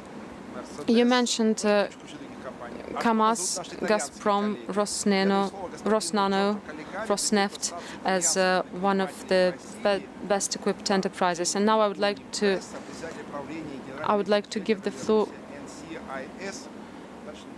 to Giorgio Caligari. Unfortunately, I can't read your position in full. Comments in this very important meeting. First of all, I think I would like to comment on the fact that I was very happy when I was offered the possibility as a business representative to take part in a session dedicated to dialogue between societies, and in particular with a dialogue focused on cooperation between universities. So I said, what's the connection between business and university? And I think that the answer I found is in a number of, let me say, considerations. The first one is that I believe that entrepreneurs, and again, I have a presentation, but I don't think for the sake of time that I will go through the presentation, is that entrepreneurs are standard bearers of dialogue. Because what's an entrepreneur is if not somebody that has to explore and understand a different culture.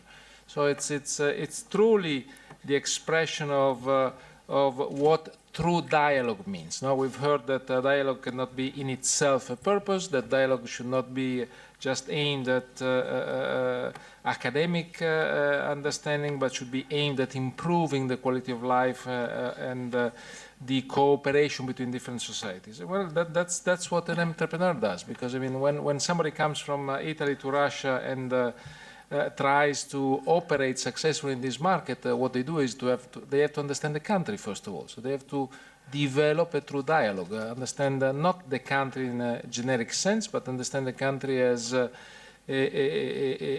set of different people, different segments, different expectations, different cultural nuances, and only understanding that and addressing that will enable an entrepreneur to be successful in a country. So he's a true bearer of dialogue. Now, that dialogue in itself, again, as was said, and I agree with that consideration, dies if it is not developed, no? If it is not something that brings something new every time. So that's where I believe Italy is an ideal partner for Russia, because Italy is a country that has been, let me say, able to explore, driven by cultural and commercial considerations, different parts of the world. Because if we think about Marco Polo, that's China, no? So somebody decided hundreds of years ago that understanding China was important. And if we think about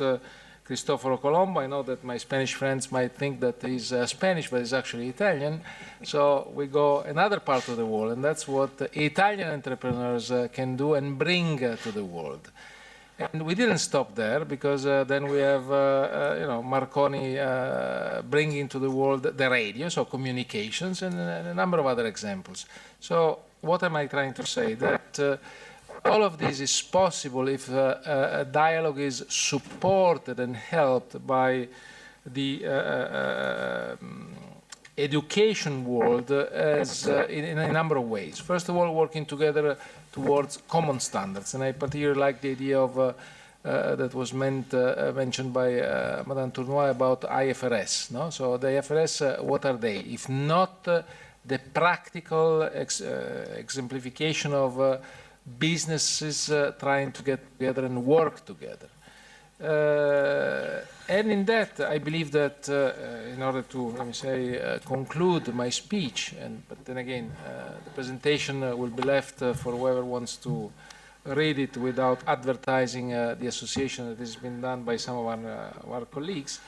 What I would like to leave is that only a closer cooperation between education and business can lead to true dialogue. Because otherwise, yes, we will be able to speak Dutch, as it was said, or we'll be able to have exchanges on very specific thematics, but that will not lead to true dialogue. Dialogue is understanding each other, and understanding each other goes through everyday's life, and everyday's life is also based on producing together something that is interesting and helpful for the market we operate in.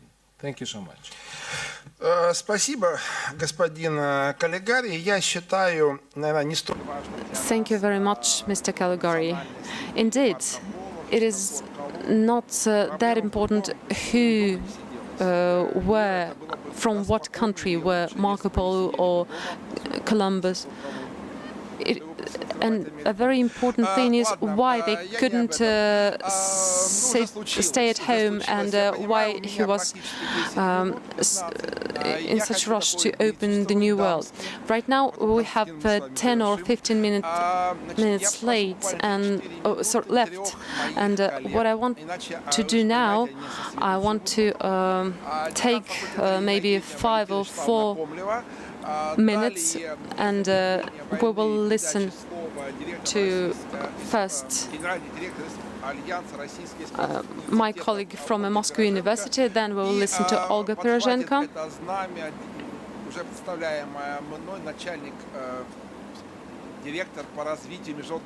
And then we will listen to Larissa Taradina. So we'll have 3 beautiful ladies finishing our sessions. So only 4 minutes for ladies, but we gave you flowers. Well, thank you very much. Being a dean of the department where we had, I think, the biggest number of international programs. It is not my name on the screen, but it doesn't matter now. First of all, I would like to thank our foreign partners for all the help. I want to thank everyone who is present here, because the Embassy of Netherlands helped us a lot to launch our project. I want to thank the French colleagues, Italian colleagues. Aurelio, with you we opened a lot of programs in Spain. I don't think you have universities where we are not present anymore. I think the Italian embassy, the French embassy, we have also made an agreement with the Open University of Varna, and now we have the first student who came from Bulgaria, at least one, our hero, right? Well, I don't think I should tell you what we achieved and enumerate our results. I would rather ask a question to our colleagues. First is, what should we do about the European education?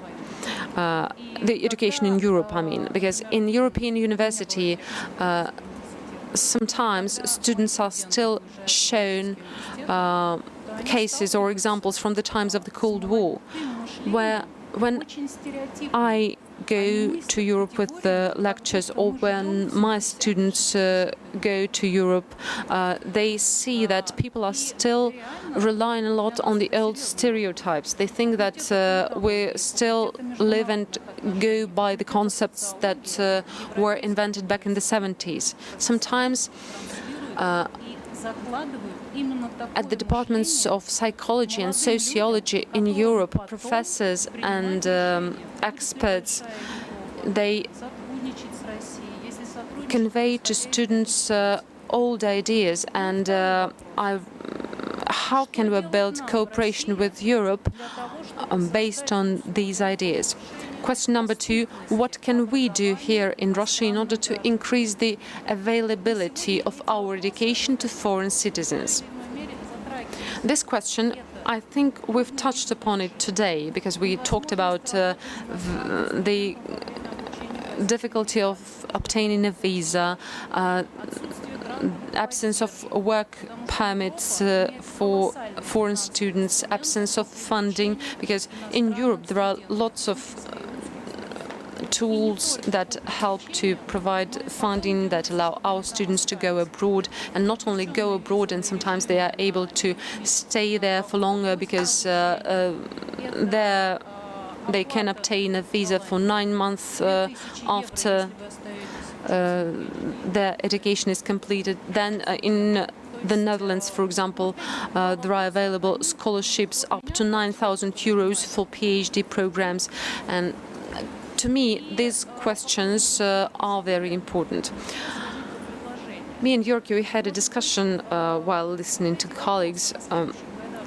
Maybe we could discuss these questions not only in between colleagues, in between peers.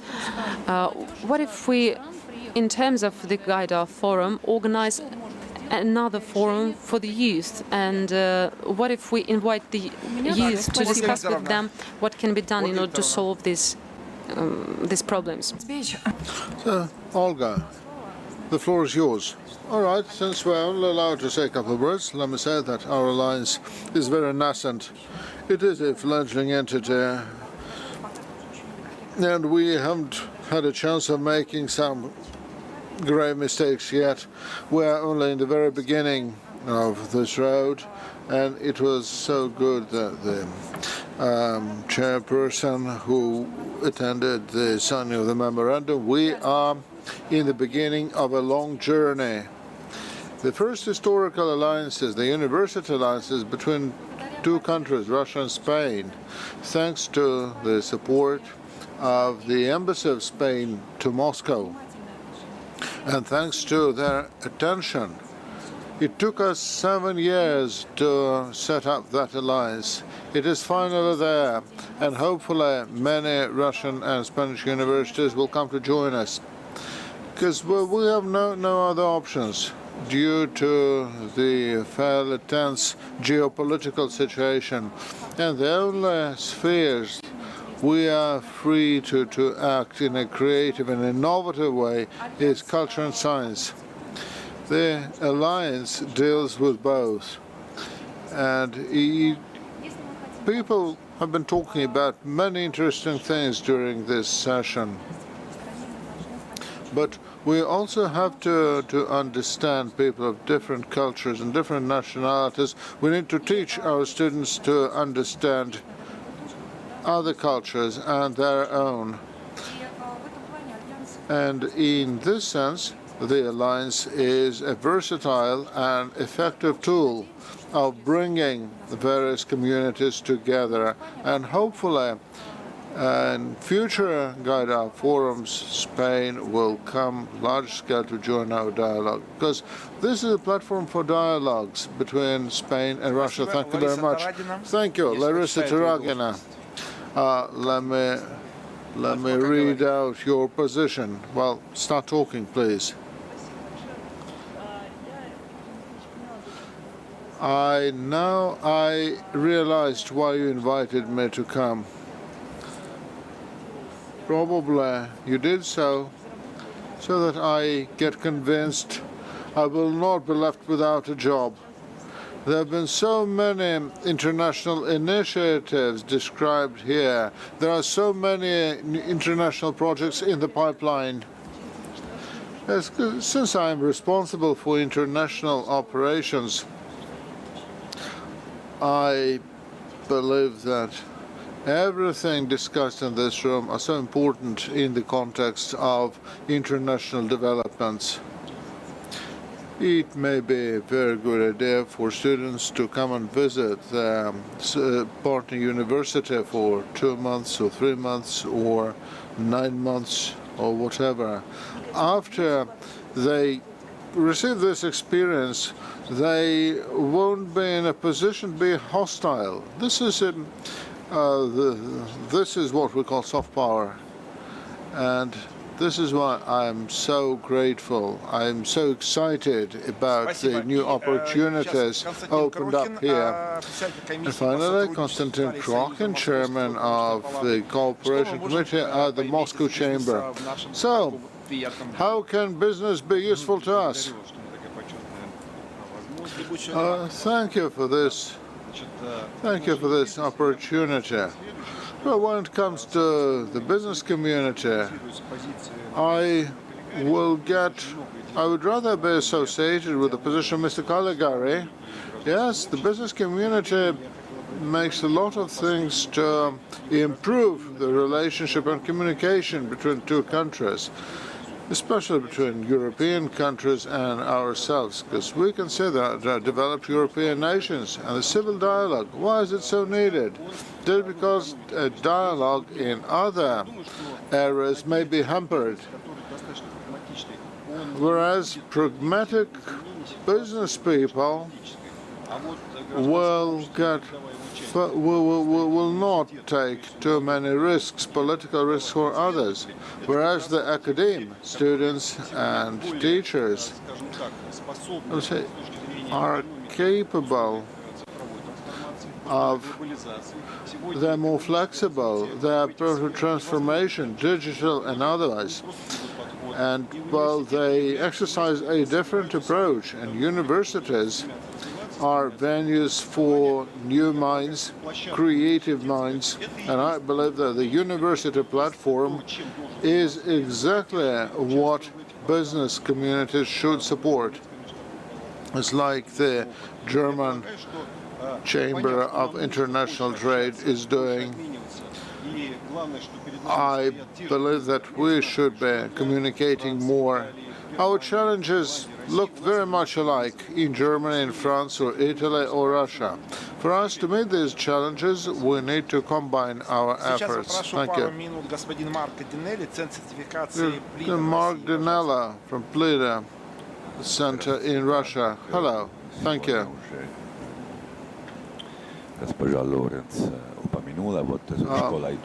Lawrence has already mentioned that earlier, like Italian language for adults, or over 18 months, we offer a Plida certification, the command of Italian for grown-up people.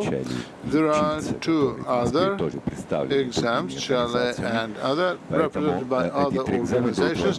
So there are three exams that applicants can take if they want to enroll in Italian universities for Italian programs. As this is the command of the Italian language, should be verified through that exam, and you have to pass level 1 at least to be eligible to join the university. I didn't know I will have so little time, so I brought along a presentation with me, not solo Dante, non solo pizza. This is what people around the world think of Italy. So, that people take a very scholastic approach to culture, whereas when they come to Italy, they'll think that this is nothing but pop culture. What we do here, with the help from the Italian Embassy and the Cultural Center and the Dante Alighieri Society, which is represented by Natalia Nikishkina. She's not here today, unfortunately. So she told me to say hi to you. Thank you, Marco. Dante and pizza are not the worst examples, because just compare that to trite Russian analogies.